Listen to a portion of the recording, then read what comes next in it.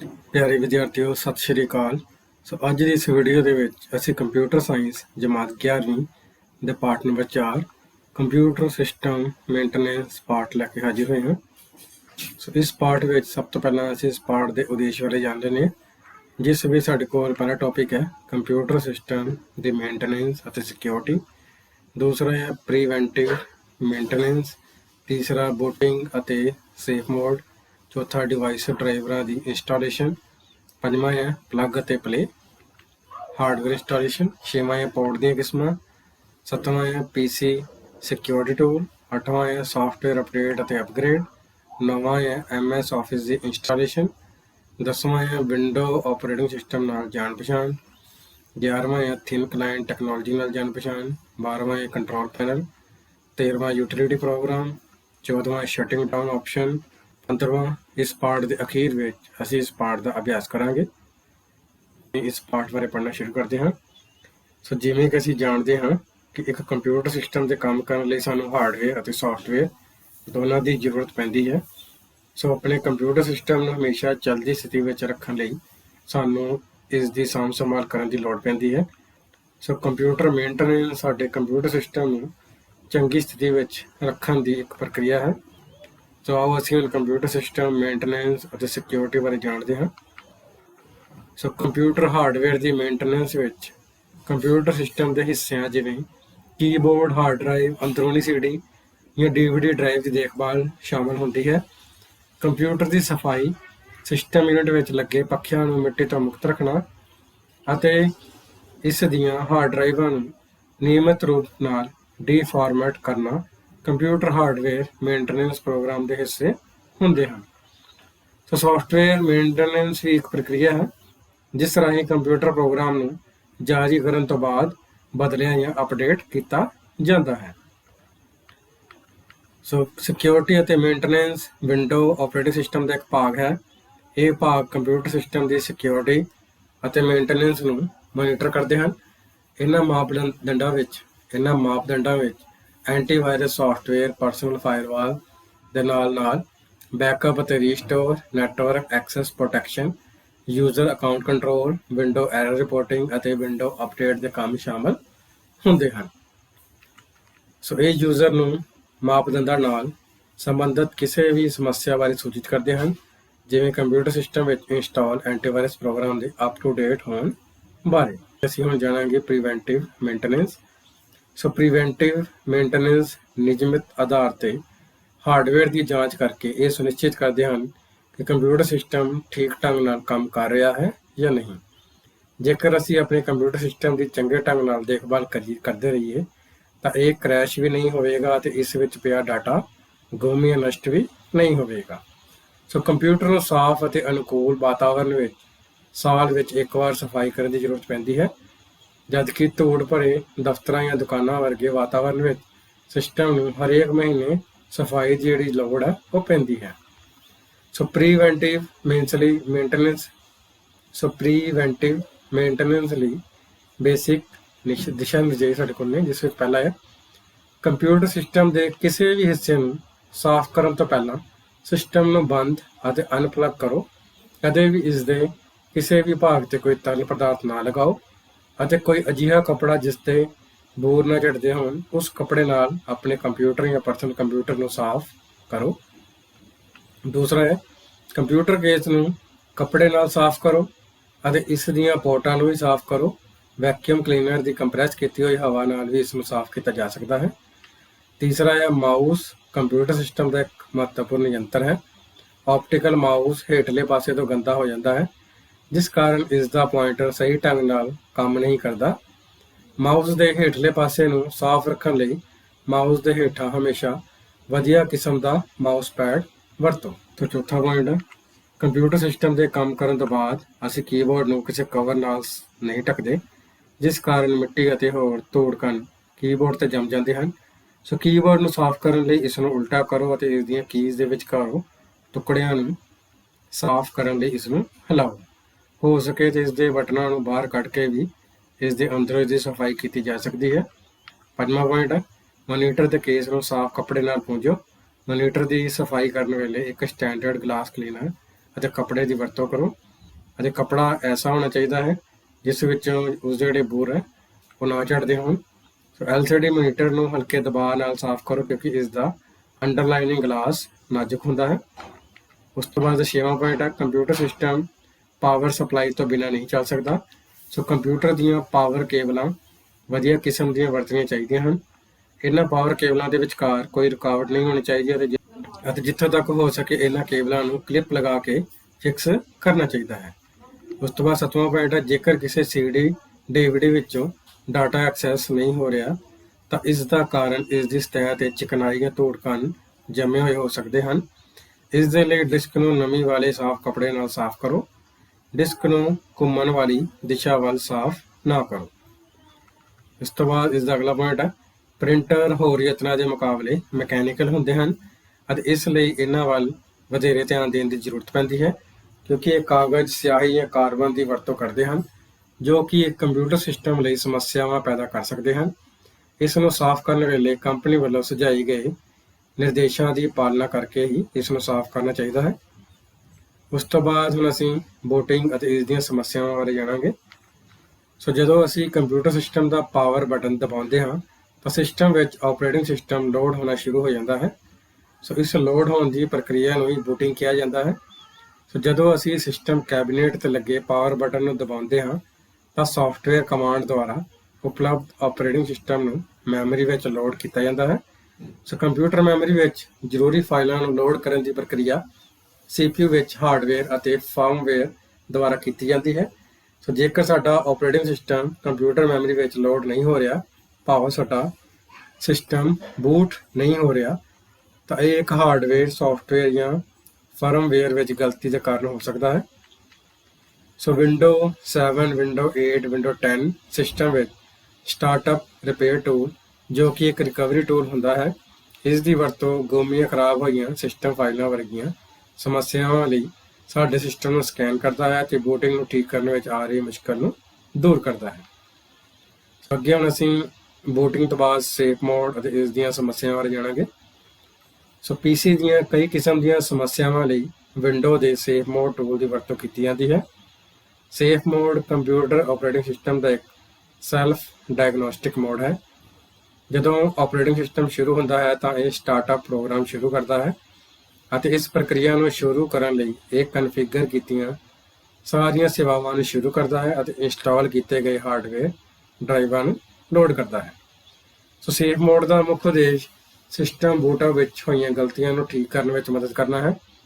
Safe mode ਸਮੱਸਿਆਵਾਂ ਪੈਦਾ ਕਰਨ ਵਾਲੇ ਸੌਫਟਵੇਅਰ ਜਿਵੇਂ ਮਾਲਵੇਅਰ ਇੱਕ ਤਰ੍ਹਾਂ ਦੇ ਕੰਪਿਊਟਰ ਵਾਇਰਸ ਹੁੰਦੇ ਨੇ। ਸੋ ਮਾਲਵੇਅਰ ਨੂੰ ਹਟਾਉਣ ਦਾ ਇੱਕ ਵਧੀਆ ਤਰੀਕਾ ਹੈ ਜਾਂ ਹਾਰਡਵੇਅਰ ਡਰਾਈਵਾਂ ਦਾ ਸਹੀ ਢੰਗ ਨਾਲ ਲੋਡ ਨਾ ਹੋਣਾ ਜੋ ਆਪਰੇਟਿੰਗ ਸਿਸਟਮ ਨੂੰ ਕ੍ਰੈਸ਼ ਕਰਨ ਦਾ ਕਾਰਨ ਬਣ ਸਕਦੇ ਹਨ ਨੂੰ ਸਹੀ ਕਰਨਾ ਹੁੰਦਾ ਹੈ।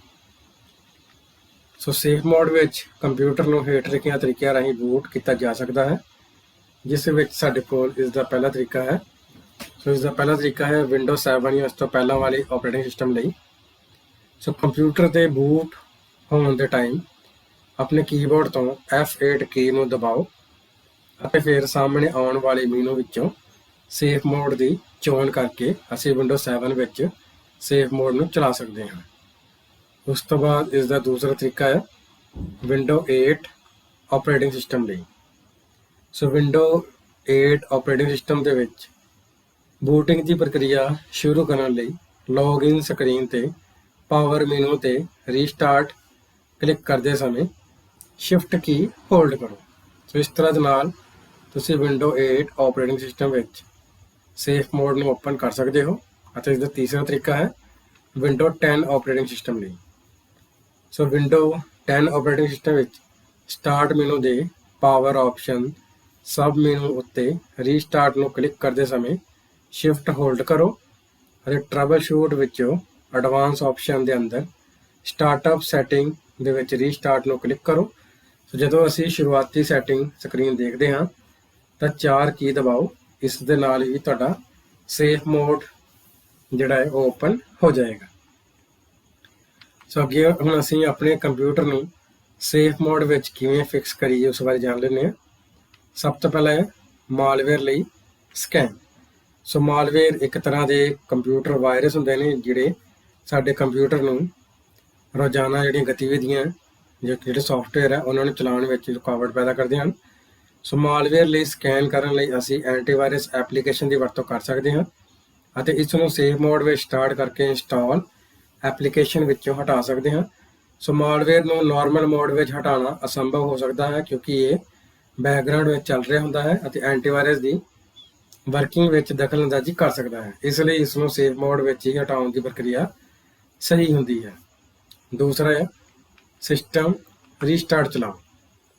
ਸੋ ਜੇ ਸਾਡਾ ਕੰਪਿਊਟਰ ਹਾਲ ਹੀ ਵਿੱਚ ਵਧੀਆ ਕੰਮ ਕਰ ਰਿਹਾ ਸੀ ਪਰ ਬਾਅਦ ਵਿੱਚ ਇਹ ਅਨਸਟੇਬਲ ਹੋ ਜਾਂਦਾ ਹੈ ਤਾਂ ਅਸੀਂ ਇਸ ਸਿਸਟਮ ਦੀ ਪੁਰਾਣੀ ਸਥਿਤੀ ਦੀ ਚੰਗੀ ਕਨਫੀਗਰੇਸ਼ਨ ਨੂੰ ਬਹਾਲ ਕਰਨ ਲਈ ਸਿਸਟਮ ਰੀਸਟੋਰ ਦੀ ਵਰਤੋਂ ਕਰ ਸਕਦੇ ਹਾਂ। ਸੋ ਸਿਸਟਮ ਰੀਸਟੋਰ ਇੱਕ ਉਹ ਪੁਆਇੰਟ ਹੁੰਦਾ ਹੈ ਜਦੋਂ ਸਾਡਾ ਕੰਪਿਊਟਰ ਸਹੀ ਚੱਲ ਰਿਹਾ ਹੁੰਦਾ ਹੈ ਤਾਂ ਅਸੀਂ ਉਸ ਪੁਆਇੰਟ 'ਤੇ ਦੁਬਾਰਾ ਵਾਪਸ ਜਾ ਕੇ ਉਸ ਜਿਹੜੀ ਪ੍ਰੋਬਲਮ ਹੈ ਉਸਨੂੰ ਸਹੀ ਕਰ ਸਕਦੇ ਹਾਂ। ਤੀਸਰਾ ਹੈ ਹਾਲ ਹੀ ਵਿੱਚ ਇੰਸਟਾਲ ਕੀਤੇ ਸੌਫਟਵੇਅਰ ਨੂੰ ਅਨਇੰਸਟਾਲ ਕਰੋ।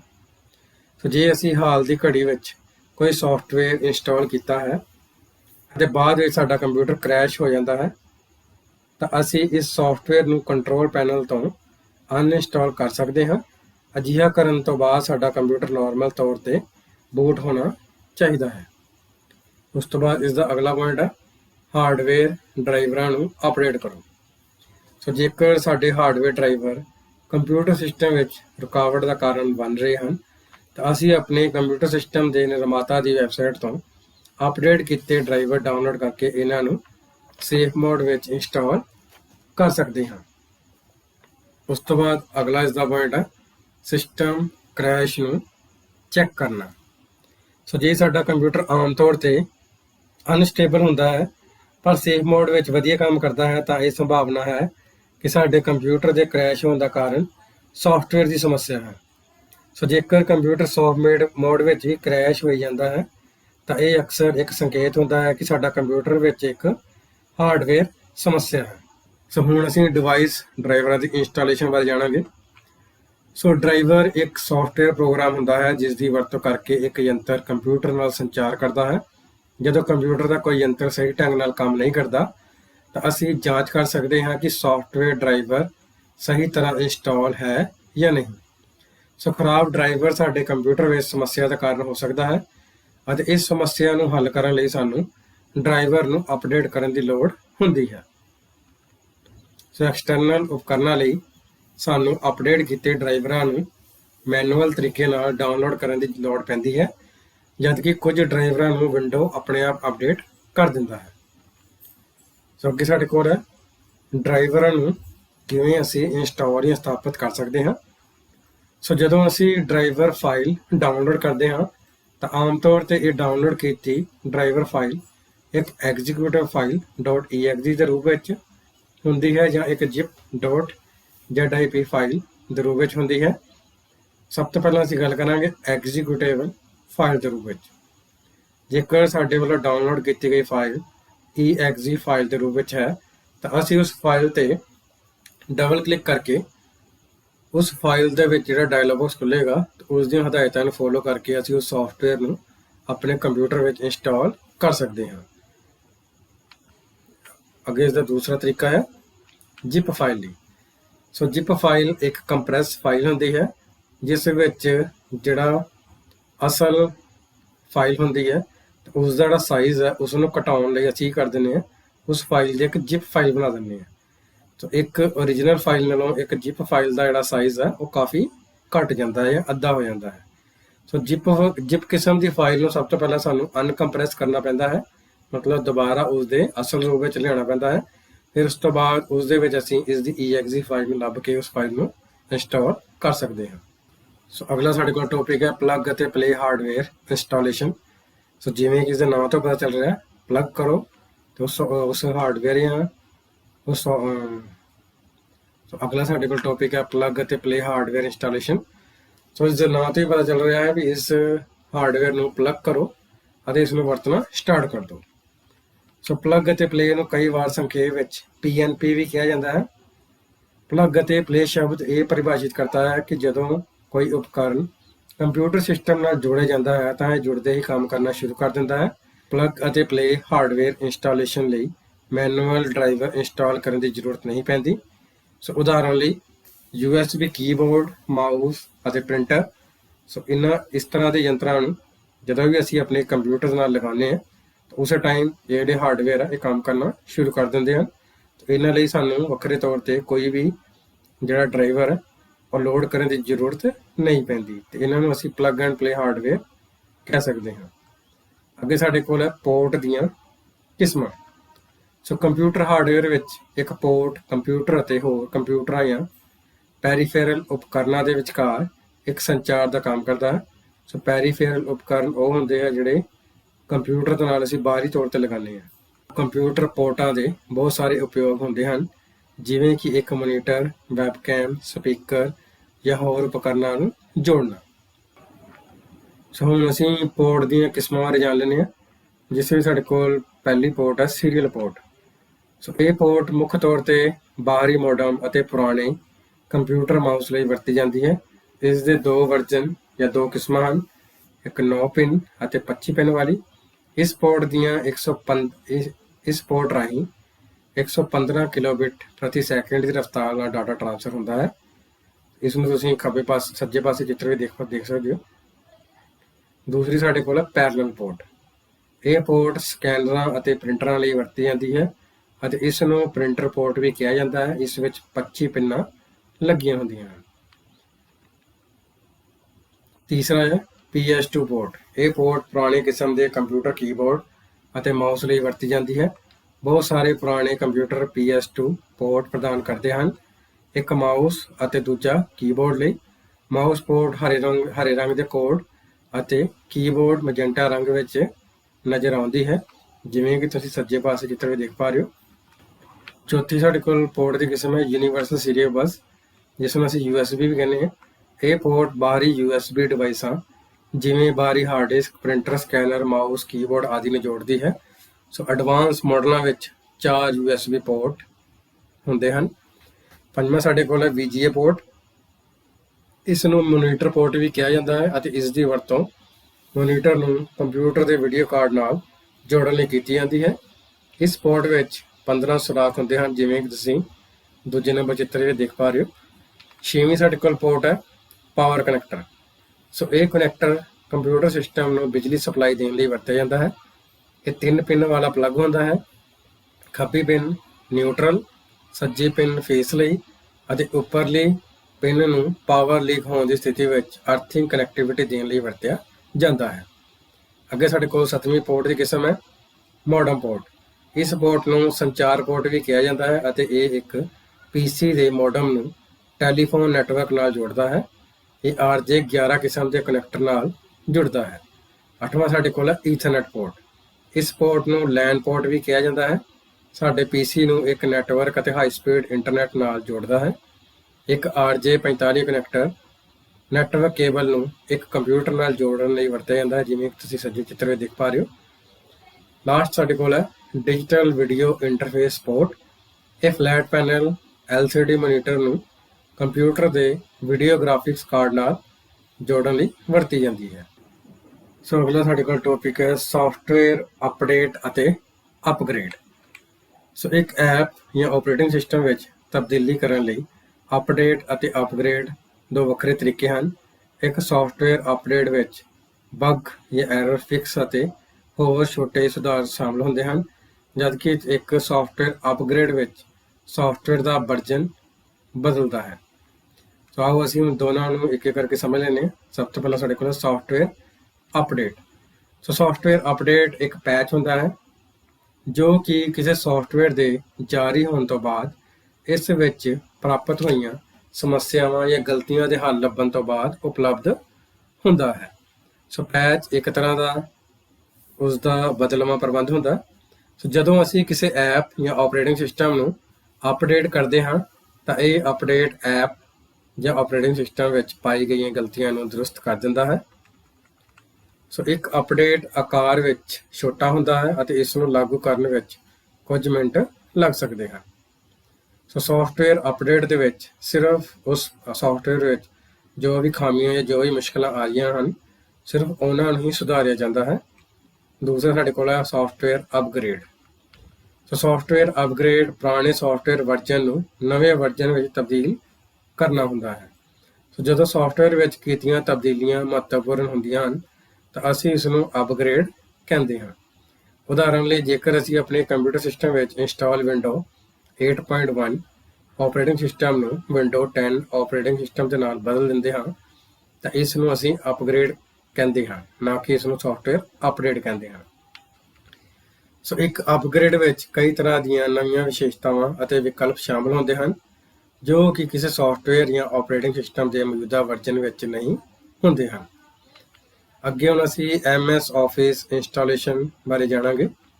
ਸੋ ਮਾਈਕਰੋਸਾਫਟ ਆਫਿਸ ਇੱਕ ਸੌਫਟਵੇਅਰ ਪੈਕੇਜ ਹੈ ਜਿਸ ਵਿੱਚ ਵਰਡ, ਐਕਸਲ, ਪਾਵਰਪੁਆਇੰਟ, ਵਨਨੋਟ, ਪਬਲਿਸ਼ਰ ਅਤੇ ਐਕਸੈਸ ਐਪਲੀਕੇਸ਼ਨ ਸੌਫਟਵੇਅਰ ਸ਼ਾਮਲ ਹੁੰਦੇ ਹਨ। ਸੋ ਮਾਈਕਰੋਸਾਫਟ ਆਫਿਸ ਦੁਨੀਆ ਦਾ ਸਭ ਤੋਂ ਭਰੋਸੇਮੰਦ ਅਤੇ ਵਿਆਪਕ ਤੌਰ ਤੇ ਵਰਤਿਆ ਜਾਣ ਵਾਲਾ ਵਪਾਰਕ ਸੌਫਟਵੇਅਰ ਹੈ। ਇਸ ਵਿੱਚ ਉਹ ਸਾਰੇ ਪ੍ਰੋਗਰਾਮ ਮੌਜੂਦ ਹੁੰਦੇ ਹਨ ਜਿਨ੍ਹਾਂ ਦੀ ਸਾਨੂੰ ਦਫ਼ਤਰੀ ਕੰਮਾਂ ਵਿੱਚ ਲੋੜ ਪੈਂਦੀ ਹੈ। ਸੋ ਆਓ ਅਸੀਂ ਹੁਣ ਮਾਈਕਰੋਸਾਫਟ ਆਫਿਸ ਨੂੰ ਇੰਸਟਾਲ ਕਰਨ ਬਾਰੇ ਸਿੱਖੀਏ। ਸੋ ਹੁਣ ਅਸੀਂ ਮਾਈਕਰੋਸਾਫਟ ਆਫਿਸ ਦੀ ਐਪਲੀਕੇਸ਼ਨ ਨੂੰ ਆਪਣੇ ਕੰਪਿਊਟਰ ਵਿੱਚ ਲੋਡ ਕਰਨ ਬਾਰੇ ਸਿੱਖਾਂਗੇ। ਸੋ ਜਿਵੇਂ ਕਿ ਤੁਸੀਂ ਡੈਸਕਟਾਪ 'ਤੇ ਦੇਖ ਪਾ ਰਹੇ ਹੋ, ਮੇਰੇ ਕੋਲ ਪਹਿਲਾਂ ਤੋਂ ਹੀ MS ਆਫਿਸ 2007 ਦਾ ਫੋਲਡਰ ਬਣਿਆ ਹੋਇਆ। ਤਾਂ ਜਿਵੇਂ ਹੀ ਮੈਂ ਇਸ ਨੂੰ ਓਪਨ ਕਰਾਂਗਾ, ਓਪਨ ਕਰਨ ਤੋਂ ਬਾਅਦ ਇਸ ਦੇ ਵਿੱਚ ਤੁਸੀਂ ਇਹਦੀ ਸੈਟਅਪ ਫਾਈਲ ਦੇਖ ਰਹੇ ਹੋ। ਇਸ ਸੈਟਅਪ ਫਾਈਲ 'ਤੇ ਆਪਾਂ ਡਬਲ ਕਲਿੱਕ ਕਰਨਾ ਹੈ। ਡਬਲ ਕਲਿੱਕ ਕਰਨ ਤੋਂ ਬਾਅਦ ਇਸ ਤਰ੍ਹਾਂ ਦੇ ਨਾਲ ਇੱਕ ਯੂਜ਼ਰ ਅਕਾਊਂਟ ਕੰਟਰੋਲ ਜਿਹੜੀ ਡਾਇਲੌਗ ਬਾਕਸ ਖੁੱਲ੍ਹੇਗਾ ਜਿਸ ਵਿੱਚ ਉਹ ਤੁਹਾਨੂੰ ਪੁੱਛ ਰਿਹਾ ਹੈ ਵੀ ਇਹ ਜਿਹੜਾ ਵੈਰੀਫਾਈਡ ਪਬਲਿਸ਼ਰ ਹੈ। ਅਤੇ ਇਸ ਤੋਂ ਬਾਅਦ ਤੁਸੀਂ ਇਸ 'ਤੇ ਯੈਸ 'ਤੇ ਕਲਿੱਕ ਕਰ ਦੇਣਾ। ਯੈਸ 'ਤੇ ਕਲਿੱਕ ਕਰਨ ਤੋਂ ਬਾਅਦ ਮਾਈਕਰੋਸਾਫਟ ਆਫਿਸ ਐਂਟਰਪ੍ਰਾਈਜ਼ 2007 ਦੀ ਜਿਹੜੀ ਪ੍ਰੋਡਕਟ ਕੀ ਹੈ ਉਹ ਮੰਗੇਗਾ। ਉਸ ਨੂੰ ਅਸੀਂ ਇਸਦੇ ਸੀਰੀਅਲ ਫਾਈਲ ਦੇ ਵਿੱਚ ਇਸ ਥਾਂ ਤੋਂ ਅਸੀਂ ਇਸ ਨੂੰ ਕਾਪੀ ਕਰ ਲਾਂਗੇ। ਕਾਪੀ ਕਰਕੇ ਇਸ ਨੂੰ ਫਾਈਲ ਨੂੰ ਮਿਨੀਮਾਈਜ਼ ਕਰਕੇ ਅਸੀਂ ਇਸ ਵਿੱਚ ਉਸ ਕੋਡ ਨੂੰ ਪੇਸਟ ਕਰ ਦੇਣਾ ਹੈ।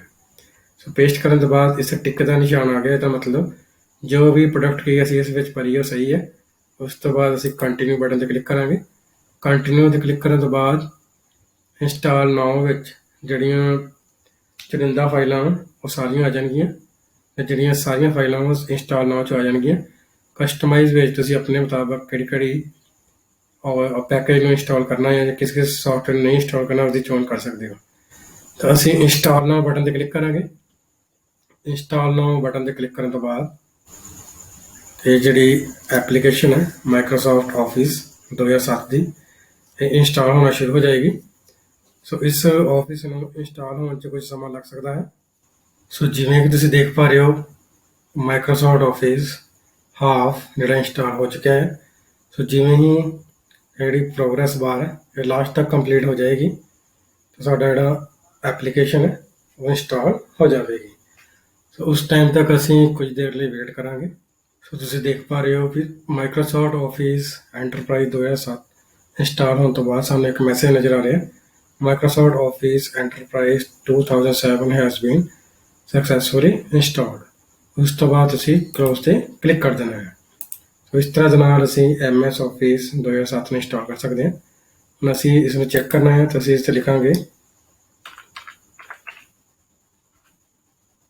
Microsoft office 2007। ਤਾਂ ਜਿਹੜਾ ਵਰਡ ਹੈ ਸਾਨੂੰ ਨਜ਼ਰ ਆ ਰਿਹਾ ਉਸੇ ਤਰ੍ਹਾਂ ਨਾਲ ਐਕਸਲ, ਪਾਵਰਪੁਆਇੰਟ, ਆਊਟਲੁੱਕ, ਪਬਲਿਸ਼ਰ। ਸੋ ਇਸ ਤਰ੍ਹਾਂ ਦੇ ਨਾਲ ਅਸੀਂ MS ਆਫਿਸ ਨੂੰ ਆਪਣੇ ਕੰਪਿਊਟਰ ਵਿੱਚ ਇੰਸਟਾਲ ਕਰ ਸਕਦੇ ਹਾਂ। ਸੋ ਅੱਗੇ ਅਸੀਂ ਹੁਣ ਵਿੰਡੋ ਆਪਰੇਟਿੰਗ ਸਿਸਟਮ ਬਾਰੇ ਜਾਣਾਂਗੇ। ਸੋ ਆਪਰੇਟਿੰਗ ਸਿਸਟਮ ਇੱਕ ਸੌਫਟਵੇਅਰ ਹੁੰਦਾ ਹੈ ਜੋ ਕਿ ਇੱਕ ਯੂਜ਼ਰ ਅਤੇ ਕੰਪਿਊਟਰ ਹਾਰਡਵੇਅਰ ਦੇ ਵਿਚਕਾਰ ਇੱਕ ਇੰਟਰਫੇਸ ਮੁਹੱਈਆ ਕਰਾਉਂਦਾ ਹੈ ਜਾਂ ਗੱਲਬਾਤ ਦਾ ਇੱਕ ਜ਼ਰੀਆ ਮੁਹੱਈਆ ਕਰਾਉਂਦਾ ਹੈ। ਸੋ ਆਪਰੇਟਿੰਗ ਸਿਸਟਮ ਕੰਪਿਊਟਰ ਵਿੱਚ ਹੋਣਾ ਲਾਜ਼ਮੀ ਹੁੰਦਾ ਹੈ ਕਿਉਂਕਿ ਇਸ ਤੋਂ ਬਿਨਾਂ ਸਾਡੇ ਕੰਪਿਊਟਰ ਵਿੱਚ ਕੋਈ ਵੀ ਪ੍ਰੋਗਰਾਮ ਜਾਂ ਸੌਫਟਵੇਅਰ ਕੰਮ ਨਹੀਂ ਕਰ ਸਕਦਾ। ਸੋ ਆਪਰੇਟਿੰਗ ਸਿਸਟਮ ਐਪਲੀਕੇਸ਼ਨਾਂ ਨੂੰ ਇੱਕ ਮਾਹੌਲ ਮੁਹੱਈਆ ਕਰਵਾਉਂਦਾ ਹੈ ਜਿਸ ਵਿੱਚ ਪ੍ਰੋਗਰਾਮ ਰਨ ਹੋਣ ਤੋਂ ਬਾਅਦ ਆਪਣਾ ਕਾਰਜ ਕਰਦੇ ਹਨ। ਸੋ ਆਪਰੇਟਿੰਗ ਸਿਸਟਮ ਯੂਜ਼ਰ ਨੂੰ ਮਸ਼ੀਨੀ ਭਾਸ਼ਾ ਸਿੱਖੇ ਬਿਨਾਂ ਕੰਪਿਊਟਰ ਹਾਰਡਵੇਅਰ ਨਾਲ ਸੰਚਾਰ ਕਰਨ ਵਿੱਚ ਸਾਡੀ ਮਦਦ ਕਰਦਾ ਹੈ। ਹੁਣ ਅਸੀਂ ਵਿੰਡੋ ਆਪਰੇਟਿੰਗ ਸਿਸਟਮ ਦੇ ਕੁਝ ਮਸ਼ਹੂਰ ਜਿਹੜੇ ਵਰਜ਼ਨ ਉਹਨਾਂ ਬਾਰੇ ਜਾਣ ਲੈਣੇ। ਜਿਸ ਵਿੱਚ ਸਾਡੇ ਕੋਲ ਪਹਿਲਾ ਹੈ ਵਿੰਡੋ 7। ਸੋ ਵਿੰਡੋਜ਼ 7 ਆਪਰੇਟਿੰਗ ਸਿਸਟਮ ਨੂੰ ਅਕਤੂਬਰ 2019 ਵਿੱਚ ਜਾਰੀ ਕੀਤਾ ਗਿਆ ਸੀ। ਇਸ ਦਾ ਮੁੱਖ ਉਦੇਸ਼ ਵਿੰਡੋ ਵਿਸਟਾ ਵਿੱਚ ਆ ਰਹੀ ਸਮੱਸਿਆਵਾਂ ਜਿਵੇਂ ਡਾਇਲੌਗ ਬਾਕਸ ਓਵਰਲੋਡ ਦੀ ਥਾਂ ਇਸ ਦੀ ਦਿੱਖ ਨੂੰ ਜ਼ਿਆਦਾ ਵਧੀਆ ਅਤੇ ਯੂਜ਼ਰ ਦੇ ਅਨੁਕੂਲ ਵਿਸ਼ੇਸ਼ਤਾਵਾਂ ਦੇਣਾ ਸੀ। ਸੋ ਵਿੰਡੋਜ਼ 7 ਤੇਜ਼, ਵਧੇਰੇ ਸਥਿਰ ਅਤੇ ਵਰਤਣ ਵਿੱਚ ਆਸਾਨ ਸੀ ਅਤੇ ਇਸ ਕਰਕੇ ਇਸ ਦੇ ਬਣਨ ਤੋਂ ਬਾਅਦ ਉਪਭੋਗਤਾਵਾਂ ਅਤੇ ਕਾਰੋਬਾਰੀਆਂ ਨੇ ਵਿੰਡੋ 7 ਵਿੱਚ ਆਪਣਾ ਸਿਸਟਮ ਅਪਗ੍ਰੇਡ ਕਰ ਲਿਆ। ਉਸ ਤੋਂ ਬਾਅਦ ਦੂਸਰੀ ਇਸ ਦਾ ਵਰਜ਼ਨ ਹੈ ਵਿੰਡੋ 8.1। ਸੋ ਵਿੰਡੋ 8 ਆਪਰੇਟਿੰਗ ਸਿਸਟਮ ਨੂੰ ਅਕਤੂਬਰ 2013 ਵਿੱਚ ਜਾਰੀ ਕੀਤਾ ਗਿਆ ਸੀ। ਵਿੰਡੋ 8.1 ਨੇ ਮਾਈਕਰੋਸਾਫਟ ਦੇ ਸਾਲਾਨਾ ਸਾਫਟਵੇਅਰ ਅਪਡੇਟਾਂ ਦੀ ਇੱਕ ਤਬਦੀਲੀ ਕਰਕੇ ਇਸ ਦੇ ਨਵੇਂ ਵਿਜ਼ੂਅਲ ਇੰਟਰਫੇਸ ਨੂੰ ਸ਼ਾਮਲ ਕੀਤਾ ਸੀ। ਵਿੰਡੋ 8.1 ਉਹਨਾਂ ਲਈ ਵਧੇਰੇ ਸਹਾਈ ਸੀ ਜੋ ਡੈਸਕਟਾਪ ਕੰਪਿਊਟਰ ਦੀ ਵਰਤੋਂ ਟੱਚ ਫੋਕਸ ਸਕਰੀਨ ਦੀ ਥਾਂ ਤੇ ਮਾਊਸ ਜਾਂ ਕੀਬੋਰਡ ਨਾਲ ਕਰਦੇ ਹਨ। ਤੀਸਰਾ ਸਾਡੇ ਕੋਲ ਇਸ ਦਾ ਵਰਜ਼ਨ ਹੈ ਵਿੰਡੋ 10। ਸੋ ਵਿੰਡੋ 10 ਆਪਰੇਟਿੰਗ ਸਿਸਟਮ ਨੂੰ ਸਤੰਬਰ 2014 ਵਿੱਚ ਜਾਰੀ ਕੀਤਾ ਗਿਆ ਸੀ। ਵਿੰਡੋ 10 ਹੁਣ ਤੱਕ ਦੇ ਮਾਈਕਰੋਸਾਫਟ ਦੇ ਸਾਰੇ ਵਰਜ਼ਨ ਵਿੱਚੋਂ ਸਭ ਤੋਂ ਵਧੀਆ ਯੂਜ਼ਰ ਫਰੈਂਡਲੀ ਆਪਰੇਟਿੰਗ ਸਿਸਟਮ ਹੈ। ਇਸ ਵਿੱਚ ਬਹੁਤ ਸਾਰੇ ਨਵੇਂ ਫੀਚਰ ਮੁਹੱਈਆ ਕਰਵਾਏ ਗਏ ਹਨ, ਜਿਵੇਂ ਕਿ ਮਲਟੀਪਲ ਡੈਸਕਟਾਪ, ਨਵਾਂ command prompt, as browser, gaming ਅਤੇ ਹਾਰਡਵੇਅਰ ਦੀ ਵਧੀਆ ਕੁਆਲਿਟੀ, ਨਵੇਂ ਐਪਸ ਆਦਿ ਜੋ ਕਿ ਵਿੰਡੋ 7 ਵਿੱਚ ਨਹੀਂ ਸਨ। ਥਿਨ ਕਲਾਇੰਟ ਟੈਕਨੋਲੋਜੀ ਬਾਰੇ ਜਾਣਾਂਗੇ। ਥਿਨ ਕਲਾਇੰਟ ਉਹ ਉਪਕਰਨ ਹੁੰਦੇ ਹਨ ਜੋ ਸਥਾਨਕ ਤੌਰ ਤੇ ਸਟੋਰ ਕੀਤੇ ਗਏ ਪ੍ਰੋਗਰਾਮਾਂ ਨਾਲ ਚੱਲਦੇ ਹਨ ਅਤੇ ਜਿਨ੍ਹਾਂ ਨੂੰ ਇੱਕ ਥਾਂ ਤੋਂ ਦੂਜੀ ਥਾਂ ਤੱਕ ਆਸਾਨੀ ਨਾਲ ਲਿਜਾਇਆ ਜਾ ਸਕਦਾ ਹੈ। ਸੋ ਥਿਨ ਕਲਾਇੰਟ ਉਹ ਕੰਪਿਊਟਰ ਸਿਸਟਮ ਹੁੰਦੇ ਹਨ ਜੋ ਕਿ ਸਰਵਰ ਦੇ ਰਿਸੋਰਸ, ਮੈਮਰੀ ਅਤੇ ਡਾਟਾ ਦੀ ਵਰਤੋਂ ਕਰਦੇ ਹਨ ਅਤੇ ਪੂਰੀ ਤਰ੍ਹਾਂ ਨਾਲ ਸਰਵਰ ਤੇ ਨਿਰਭਰ ਕਰਦੇ ਹਨ। ਜਿਵੇਂ ਕਿ ਤੁਸੀਂ ਸੱਜੇ ਚਿੱਤਰ ਵਿੱਚ ਦੇਖ ਪਾ ਰਹੇ ਹੋ, ਉੱਪਰ ਜਿੰਨੇ ਵੀ ਸਾਡੇ ਕੰਪਿਊਟਰ ਸਿਸਟਮ ਨੇ ਉਹ ਸਾਰੇ ਇੱਕ ਥਿਨ ਕਲਾਇੰਟ ਦੇ ਨਾਲ ਕਨੈਕਟਡ ਨੇ। ਅੱਗੇ ਥਿਨ ਕਲਾਇੰਟ ਸਵਿਚ ਦੇ ਰਾਹੀਂ ਸਰਵਰ ਦੇ ਨਾਲ ਜੁੜਿਆ ਹੋਇਆ ਹੈ। ਸੋ ਥਿਨ ਕਲਾਇੰਟ ਇੱਕ ਤਰ੍ਹਾਂ ਦੇ ਨਾਲ ਇੱਕ ਕਲਾਇੰਟ ਹੁੰਦਾ ਹੈ ਜਿਸ ਦੀ ਆਪਣੀ ਕੋਈ ਵੀ ਮੈਮਰੀ, ਰਿਸੋਰਸ ਜਾਂ ਡਾਟਾ ਨਹੀਂ ਹੁੰਦਾ। ਇਹ ਸਾਰੇ ਚੀਜ਼ਾਂ ਦੀ ਜਿਹੜੀ ਅਵੇਲੇਬਿਲਿਟੀ ਹੈ ਉਹ ਸਰਵਰ ਤੋਂ ਮੁਹੱਈਆ ਕਰਵਾਈ ਜਾਂਦੀ ਹੈ। ਸੋ ਥਿਨ ਕਲਾਇੰਟ ਕਿਸੇ ਵੀ ਤਰ੍ਹਾਂ ਦੀ ਪ੍ਰੋਸੈਸਿੰਗ ਨਹੀਂ ਕਰਦੇ, ਬਲਕਿ ਇਹ ਯੂਜ਼ਰ ਨੂੰ ਇੱਕ ਇੰਟਰਫੇਸ ਮੁਹੱਈਆ ਕਰਵਾਉਂਦੇ ਹਨ। ਥਿਨ ਕਲਾਇੰਟ LAN ਨੈਟਵਰਕ ਦੇ ਰਾਹੀਂ ਸਰਵਰ ਨਾਲ ਜੁੜੇ ਰਹਿੰਦੇ ਹਨ। ਸੋ ਅੱਗੇ ਹੁਣ ਅਸੀਂ ਕੰਟਰੋਲ ਪੈਨਲ ਬਾਰੇ ਜਾਣਾਂਗੇ। Control panel window operating system ਦੀ ਇੱਕ ਵਿਸ਼ੇਸ਼ਤਾ ਹੈ ਜੋ ਕਿ ਯੂਜ਼ਰ ਨੂੰ ਸਿਸਟਮ ਸੈਟਿੰਗਾਂ ਅਤੇ ਕੰਟਰੋਲ ਨੂੰ ਸੁਧਾਰਨ ਦੀ ਆਗਿਆ ਦਿੰਦਾ ਹੈ। ਇਸ ਵਿੱਚ ਕਈ ਛੋਟੇ-ਛੋਟੇ ਪ੍ਰੋਗਰਾਮ ਹੁੰਦੇ ਹਨ ਜੋ ਹਾਰਡਵੇਅਰ ਅਤੇ ਸੌਫਟਵੇਅਰ ਸੈਟਿੰਗਾਂ ਨੂੰ ਵੇਖਣ ਅਤੇ ਬਦਲਣ ਲਈ ਵਰਤੇ ਜਾ ਸਕਦੇ ਹਨ। ਹਾਰਡਵੇਅਰ ਕੰਟਰੋਲ ਪੈਨਲ ਵਿੱਚ ਡਿਸਪਲੇ, ਕੀਬੋਰਡ, ਮਾਊਸ ਸੈਟਿੰਗ ਅਤੇ ਸੌਫਟਵੇਅਰ ਕੰਟਰੋਲ ਪੈਨਲ ਵਿੱਚ ਮਿਤੀ ਅਤੇ ਸਮਾਂ, ਪਾਵਰ ਵਿਕਲਪ, ਫੌਂਟ ਅਤੇ ਪ੍ਰਬੰਧਕੀ ਟੂਲ ਸ਼ਾਮਲ ਹੁੰਦੇ ਹਨ। ਸੋ ਅੱਗੇ ਹੁਣ ਅਸੀਂ ਇਸ ਦੀ ਡਿਸਪਲੇ ਵਿਸ਼ੇਸ਼ਤਾ ਬਾਰੇ ਜਾਣ ਲੈਂਦੇ ਹਾਂ। ਸੋ ਮਾਈਕਰੋਸਾਫਟ ਵਿੰਡੋ ਵਿੱਚ ਇੱਕ ਬਿਲਟ ਇਨ ਵਿਸ਼ੇਸ਼ਤਾ ਹੈ ਜਿਸ ਨਾਲ ਅਸੀਂ ਵਿਜ਼ੂਅਲ ਡਿਸਪਲੇ ਰਾਹੀਂ ਸਕਰੀਨ ਨੂੰ ਕੰਟਰੋਲ ਕਰ ਸਕਦੇ ਹਾਂ। ਇਸ ਵਿਸ਼ੇਸ਼ਤਾ ਨੂੰ ਡਿਸਪਲੇ ਪ੍ਰੋਪਰਟੀ ਪੈਨਲ ਵੀ ਕਿਹਾ ਜਾਂਦਾ ਹੈ। ਡਿਸਪਲੇ ਵਿਸ਼ੇਸ਼ਤਾ ਰਾਹੀਂ ਅਸੀਂ ਸਿਸਟਮ ਦੇ ਰੰਗਾਂ, ਫੌਂਟਾਂ ਨੂੰ ਸੋਧਣਾ ਅਤੇ ਡਿਸਪਲੇ ਦੇ ਰੈਜ਼ੋਲੂਸ਼ਨ ਨੂੰ ਖੁਦ ਬਦਲ ਸਕਦੇ ਹਾਂ। ਜਿਵੇਂ ਕਿ ਤੁਸੀਂ ਸੱਜੇ ਚਿੱਤਰ ਵਿੱਚ ਦੇਖ ਪਾ ਰਹੇ ਹੋ, ਜਿਸ ਵਿੱਚ ਅਸੀਂ ਸਭ ਤੋਂ ਪਹਿਲਾਂ ਦੇਖ ਪਾ ਰਹੇ ਹਾਂ ਡਿਸਪਲੇ ਦੇ ਹੇਠਾਂ ਲਿਖਿਆ ਹੋਇਆ ਬ੍ਰਾਈਟਨੈਸ ਅਤੇ ਕਲਰ, ਜਿਸ ਵਿੱਚ ਅਸੀਂ ਆਪਣੇ ਕੰਪਿਊਟਰ ਦੀ ਜਿਹੜੀ ਬ੍ਰਾਈਟਨੈਸ ਹੈ ਉਸ ਨੂੰ ਖੱਬੇ ਪਾਸੇ ਕਰਕੇ ਘਟਾ ਸਕਦੇ ਹਾਂ, ਸੱਜੇ ਪਾਸੇ ਕਰਕੇ ਉਸ ਨੂੰ ਵਧਾ ਸਕਦੇ ਹਾਂ। ਉਸ ਤੋਂ ਬਾਅਦ ਉਸ ਦੇ ਹੇਠਾਂ ਸਕੇਲ ਐਂਡ ਲੇਆਊਟ ਵਿੱਚ ਜੇਕਰ ਤੁਸੀਂ ਆਪਣੇ ਜਿਹੜੀਆਂ ਐਪਸ ਨੇ ਜਾਂ ਐਪਲੀਕੇਸ਼ਨ ਹੈ ਜਾਂ ਅਦਰ ਆਈਟਮ ਹੈ ਜਾਂ ਕੋਈ ਟੈਕਸਟ ਹੈ ਉਸ ਦਾ ਜਿਹੜਾ ਸਾਈਜ਼ ਹੈ ਉਹ ਘਟਾਉਣਾ ਹੈ ਤਾਂ ਤੁਸੀਂ 100% ਤੇ ਸਿਲੈਕਟ ਕੀਤਾ ਹੋਇਆ 100% ਦੀ ਜਗ੍ਹਾ ਤੁਸੀਂ 75% ਜਾਂ ਉਸ ਤੋਂ ਹੇਠਾਂ ਨੂੰ ਘਟਾ ਸਕਦੇ ਹੋ ਜਾਂ ਵਧਾ ਸਕਦੇ ਹੋ। ਉਸੇ ਤਰ੍ਹਾਂ ਨਾਲ ਥੱਲੇ ਰੈਜ਼ੋਲੂਸ਼ਨ ਲਿਖਿਆ ਹੋਇਆ, ਰੈਜ਼ੋਲੂਸ਼ਨ ਵਿੱਚ ਤੁਸੀਂ ਆਪਣੀ ਸਕਰੀਨ ਦਾ ਜਿਹੜਾ ਸਾਈਜ਼ ਹੈ ਉਸ ਨੂੰ ਸਿਲੈਕਟ ਕਰ ਸਕਦੇ ਹੋ।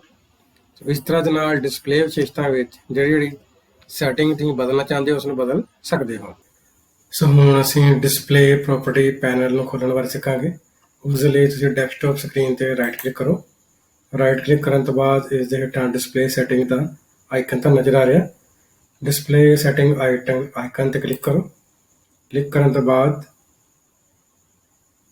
ਡਿਸਪਲੇ ਜਿਹੜਾ ਪੈਨਲ ਹੈ ਉਹ ਓਪਨ ਹੋ ਜਾਏਗਾ। ਇਸ ਵਿੱਚ ਸਭ ਤੋਂ ਉੱਪਰ ਹੈ ਬ੍ਰਾਈਟਨੈਸ ਐਂਡ ਕਲਰ।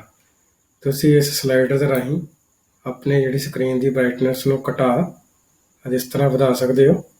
ਜਿੰਨੀ ਵੀ ਬ੍ਰਾਈਟਨੈਸ ਤੁਸੀਂ ਰੱਖਣੀ ਹੈ ਉਸ ਨੂੰ ਇਸ ਸਲਾਈਡਰ ਦੀ ਵਰਤੋਂ ਕਰਦੇ ਹੋਏ ਘਟਾ ਵਧਾ ਸਕਦੇ ਹੋ। ਉਸ ਤੋਂ ਬਾਅਦ ਇਸ ਦੇ ਹੇਠ ਹੈ scale and layout. Scale and layout ਵਿੱਚ ਪਹਿਲਾ ਆਪਸ਼ਨ ਹੈ ਚੇਂਜ ਦਾ size of text app and other item. So ਜੋ ਵੀ ਤੁਹਾਨੂੰ ਟੈਕਸਟ ਨਜ਼ਰ ਆ ਰਿਹਾ ਇਸ ਦਾ ਸਾਈਜ਼ ਜਿਹੜਾ ਤੁਸੀਂ ਘਟਾਉਣਾ ਹੈ ਇਸ ਦੇ ਵਿੱਚ ਇਸ ਆਪਸ਼ਨ ਵਿੱਚ ਪਹਿਲਾਂ ਤੋਂ 125% ਨਜ਼ਰ ਆ ਰਿਹਾ। ਜੇਕਰ ਮੈਂ 100% ਕਰਦਾ ਹਾਂ ਤੁਸੀਂ ਦੇਖ ਪਾ ਰਹੇ ਹੋ ਇਹ ਸਾਰੇ ਟੈਕਸਟ ਦਾ ਸਾਈਜ਼ ਘਟ ਗਿਆ ਹੈ। ਤੇ ਇਸ ਤਰ੍ਹਾਂ ਦੇ ਨਾਲ ਮੈਂ ਦੁਬਾਰਾ ਇਸ ਨੂੰ 125% ਤੱਕ ਕਰ ਦਿੰਦਾ। ਉਸ ਤੋਂ ਬਾਅਦ ਇਸ ਦਾ ਅਗਲਾ ਆਪਸ਼ਨ ਹੈ ਰੈਜ਼ੋਲੂਸ਼ਨ। ਤੁਸੀਂ ਆਪਣੀ ਸਕਰੀਨ ਦਾ ਜਿਹੜਾ ਰੈਜ਼ੋਲੂਸ਼ਨ ਹੈ ਉਸ ਨੂੰ ਘਟਾਉਣਾ ਹੈ ਜਾਂ ਵਾਪਿਸ ਉਹੀ ਲਿਆਉਣਾ ਹੈ ਤੇ ਇੱਥੇ ਤੁਸੀਂ ਆਪਣੀ ਸਕਰੀਨ ਦਾ ਰੈਜ਼ੋਲੂਸ਼ਨ ਚੇਂਜ ਕਰ ਸਕਦੇ ਹੋ। ਉਸੇ ਤਰ੍ਹਾਂ ਦੇ ਨਾਲ ਜਿਵੇਂ ਸਾਨੂੰ ਸਕਰੀਨ ਲੈਂਡਸਕੇਪ ਮੋਡ 'ਚ ਨਜ਼ਰ ਆ ਰਹੀ ਹੈ ਇਸ ਨੂੰ ਅਸੀਂ ਪੋਰਟਰੇਟ ਕਰਨਾ ਹੈ ਤਾਂ ਪੋਰਟਰੇਟ ਮੋਡ 'ਚ ਵੀ ਅਸੀਂ ਇਸ ਤਰ੍ਹਾਂ ਦੇ ਨਾਲ ਇਸ ਆਪਸ਼ਨ ਨੂੰ ਕਰ ਸਕਦੇ ਹਾਂ। ਸੋ ਇਹ ਸੀਗਾ ਸਾਡਾ ਡਿਸਪਲੇ ਪੈਨਲ। ਇਸ ਤੋਂ ਬਾਅਦ ਦੂਸਰਾ ਸਾਡੇ ਕੋਲ ਹੈ ਮਾਊਸ ਅਤੇ ਕੀਬੋਰਡ। ਸੋ ਕੰਟਰੋਲ ਪੈਨਲ ਰਾਹੀਂ ਅਸੀਂ ਆਪਣੇ ਕੰਪਿਊਟਰ ਦੇ ਕੀਬੋਰਡ ਅਤੇ ਮਾਊਸ ਨਾਲ ਸੰਬੰਧਿਤ ਬਹੁਤ ਸਾਰੀਆਂ ਸੈਟਿੰਗਾਂ ਕਰ ਸਕਦੇ ਹਾਂ। ਹੁਣ ਅਸੀਂ ਕੀਬੋਰਡ ਦੀਆਂ ਕੁਝ ਸੈਟਿੰਗਾਂ ਅਤੇ ਵਿਸ਼ੇਸ਼ਤਾਵਾਂ ਬਦਲਣ ਬਾਰੇ ਸਿੱਖਦੇ ਹਾਂ। ਸੋ ਅੱਗੇ ਅਸੀਂ ਹੁਣ ਸਿੱਖਾਂਗੇ ਕਿ ਅਸੀਂ ਕੰਟਰੋਲ ਪੈਨਲ ਦੀ ਵਰਤੋਂ ਕਰਦੇ ਹੋਏ ਕੀਬੋਰਡ ਦੀ ਸੈਟਿੰਗ ਨੂੰ ਕਿਵੇਂ ਬਦਲ ਸਕਦੇ ਹਾਂ। ਤਾਂ ਉਸ ਦੇ ਲਈ ਜਾਂ ਤਾਂ ਤੁਸੀਂ ਆਪਣੇ ਡੈਸਕਟਾਪ ਨਜ਼ਰ ਆ ਰਹੇ ਕੰਟਰੋਲ ਪੈਨਲ 'ਤੇ ਕਲਿੱਕ ਕਰੋ ਜਾਂ ਫਿਰ ਸਰਚ ਬਾਰ ਵਿੱਚ ਤੁਸੀਂ ਜਿਵੇਂ ਹੀ ਕੰਟਰੋਲ ਲਿਖੋਗੇ ਤਾਂ ਕੰਟਰੋਲ ਪੈਨਲ ਸਾਨੂੰ ਨਜ਼ਰ ਆ ਰਿਹਾ। ਅਸੀਂ ਇਸ ਕੰਟਰੋਲ ਪੈਨਲ 'ਤੇ ਕਲਿੱਕ ਕਰਾਂਗੇ ਤਾਂ ਕੰਟਰੋਲ ਪੈਨਲ ਦੀ ਜਿਹੜੀ ਵਿੰਡੋ ਹੈ ਓਪਨ ਹੋ ਜਾਏਗੀ। ਇਸ ਵਿੱਚ ਤੁਸੀਂ ਕੀਬੋਰਡ ਜਿਹੜੀ ਆਪਸ਼ਨ ਹੈ ਇਸ 'ਤੇ ਡਬਲ ਕਲਿੱਕ ਕਰਨਾ ਹੈ। ਡਬਲ ਕਲਿੱਕ ਕਰਦੇ ਸਾਰ ਹੀ ਕੀਬੋਰਡ ਪ੍ਰੋਪਰਟੀ ਦਾ ਡਾਇਲੌਗ ਬਾਕਸ ਹੈ ਓਪਨ ਹੋ ਜਾਵੇਗਾ ਜਿਸ ਵਿੱਚ ਜਿਹੜਾ ਸਪੀਡ ਟੈਬ ਦੇ ਵਿੱਚ ਪਹਿਲਾਂ ਸਾਡੇ ਕੋਲ ਹੈ ਕਰੈਕਟਰ ਰਿਪੀਟ। ਤਾਂ ਕਰੈਕਟਰ ਰਿਪੀਟ ਦੇ ਵਿੱਚ ਤੁਸੀਂ ਇਸ ਜਿਹੜਾ ਰਿਪੀਟ ਕਰਨ ਦੀ ਜਿਹੜੀ ਦੇਰੀ ਹੈ ਜੇਕਰ ਉਸ ਨੂੰ ਤੁਸੀਂ ਘੱਟ ਰੱਖਣਾ ਚਾਹੁੰਦੇ ਹੋ ਤਾਂ ਇਸ ਵੱਲ ਕਰ ਸਕਦੇ ਹੋ। ਜੇਕਰ ਉਸ ਨੂੰ ਵਧਾਉਣਾ ਹੋਵੇ ਤੁਸੀਂ ਇਸ ਤਰ੍ਹਾਂ ਕਰ ਸਕਦੇ ਹੋ। ਉਸ ਤੋਂ ਬਾਅਦ ਸੇਮ ਰਿਪੀਟ ਰੇਟ ਇਸ ਨੂੰ ਵੀ ਤੁਸੀਂ ਫਾਸਟ ਜਾਂ ਸਲੋ ਆਪਣੇ ਮੁਤਾਬਕ ਸੈੱਟ ਕਰ ਸਕਦੇ ਹੋ। ਉਸ ਤੋਂ ਬਾਅਦ ਸਾਡੇ ਕੋਲ ਹੈ ਕਰਸਰ ਬਲਿੰਕ ਰੇਟ। ਜਿਵੇਂ ਦੇਖ ਪਾ ਰਹੇ ਹੋ ਕਰਸਰ ਹੌਲੀ ਹੌਲੀ ਬਲਿੰਕ ਕਰ ਰਿਹਾ। ਜੇਕਰ ਮੈਂ ਇਸ ਨੂੰ ਅੱਗੇ ਲੈ ਕੇ ਜਾਣਾ ਹੈ ਤਾਂ ਕਰਸਰ ਜਿਹੜਾ ਉਹ ਤੇਜ਼ੀ ਦੇ ਨਾਲ ਬਲਿੰਕ ਕਰਨਾ ਸ਼ੁਰੂ ਹੋ ਜਾਂਦਾ ਹੈ।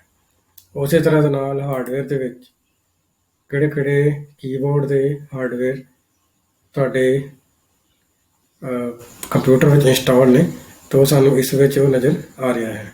ਜਿਵੇਂ ਪਹਿਲਾ ਮੈਨੂਫੈਕਚਰ ਕੀ ਹੈ ਸਟੈਂਡਰਡ ਕੀਬੋਰਡ, ਲੋਕੇਸ਼ਨ ਇਸ ਦੀ ਹੈ converted portable device control device ਮਤਲਬ USB ਕੀਬੋਰਡ ਦੇ ਨਾਲ ਅਟੈਚ ਕੀਤਾ ਗਿਆ।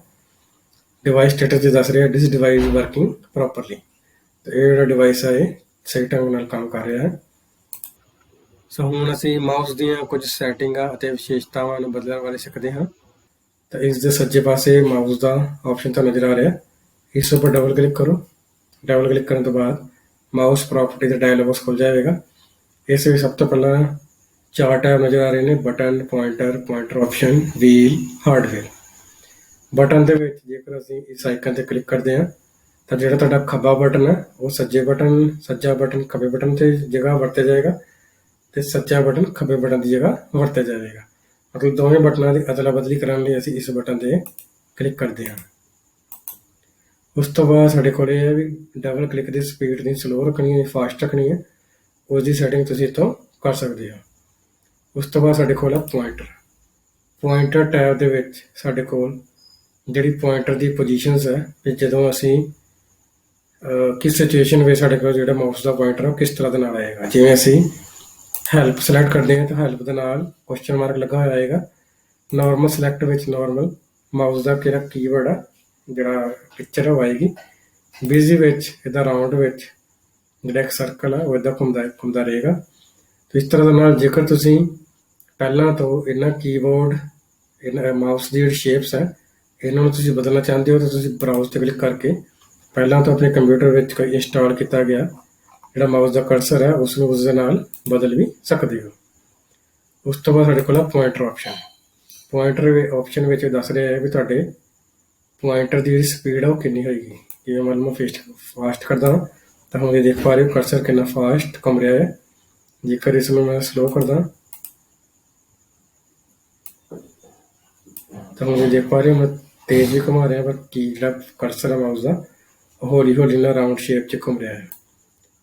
ਸੋ ਇਸ ਤਰ੍ਹਾਂ ਨਾਲ ਜਿੱਦਾਂ ਤੁਹਾਡੀ ਸੈਟਿੰਗ ਹੈ ਤੁਸੀਂ ਤੱਕ ਸੈਟਿੰਗ ਕਰ ਸਕਦੇ ਹੋ।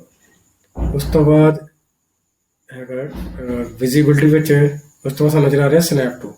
ਸਨੈਪ ਟੂ ਸਾਨੂੰ ਦੱਸਦਾ ਹੈ ਵੀ ਜਦੋਂ ਵੀ ਅਸੀਂ ਆਪਣੀ ਸਕਰੀਨ 'ਤੇ ਕਿਸੇ ਵੀ ਬਟਨ 'ਤੇ ਕਲਿੱਕ ਕਰਨਾ ਹੋਏਗਾ, ਤਾਂ ਜੇਕਰ ਅਸੀਂ ਇਸ ਬਟਨ ਨੂੰ ਸਿਲੈਕਟ ਕੀਤਾ ਹੋਏਗਾ ਤਾਂ ਆਟੋਮੈਟਿਕਲੀ ਉਸ ਜਗ੍ਹਾ 'ਤੇ ਚਲਾ ਜਾਂਦਾ ਹੈ।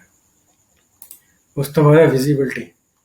ਵਿਜ਼ੀਬਿਲਟੀ ਵੀ ਦੱਸ ਰਿਹਾ ਹੈ ਵੀ ਹਾਈਡ ਪੁਆਇੰਟਰ ਵਾਈਲ ਟਾਈਪਿੰਗ। ਤਾਂ ਜਦੋਂ ਅਸੀਂ ਟਾਈਪ ਕਰੀਏ ਸਾਡਾ ਜਿਹੜਾ ਪੁਆਇੰਟਰ ਹੈ ਜਾਂ ਜਿਹੜੀ ਡੰਡੀ ਹੈ ਉਹ ਹਾਈਡ ਹੋ ਜਾਵੇ, ਤਾਂ ਅਸੀਂ ਇਸ ਬਟਨ ਨੂੰ ਔਨ ਕਰ ਸਕਦੇ ਹਾਂ। ਜੇਕਰ ਅਸੀਂ ਉਸ ਨੂੰ ਹਾਈਡ ਨਹੀਂ ਕਰਨਾ ਚਾਹੁੰਦੇ, ਇਸ ਨੂੰ ਡੀਐਕਟੀਵੇਟ ਕਰ ਸਕਦੇ ਹਾਂ। ਅੱਗੇ ਸਾਡੇ ਕੋਲ ਹੈ ਤਰੀਕ ਅਤੇ ਸਮਾਂ।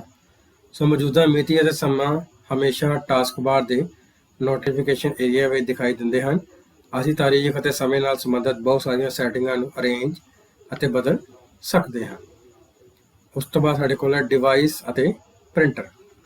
ਸੋ ਅਸੀਂ ਕੰਟਰੋਲ ਪੈਨਲ ਦੀ ਵਰਤੋਂ ਕਰਦੇ ਹੋਏ ਡਿਵਾਈਸ ਅਤੇ ਪ੍ਰਿੰਟਰ ਵਿੰਡੋ ਖੋਲ੍ਹ ਸਕਦੇ ਹਾਂ।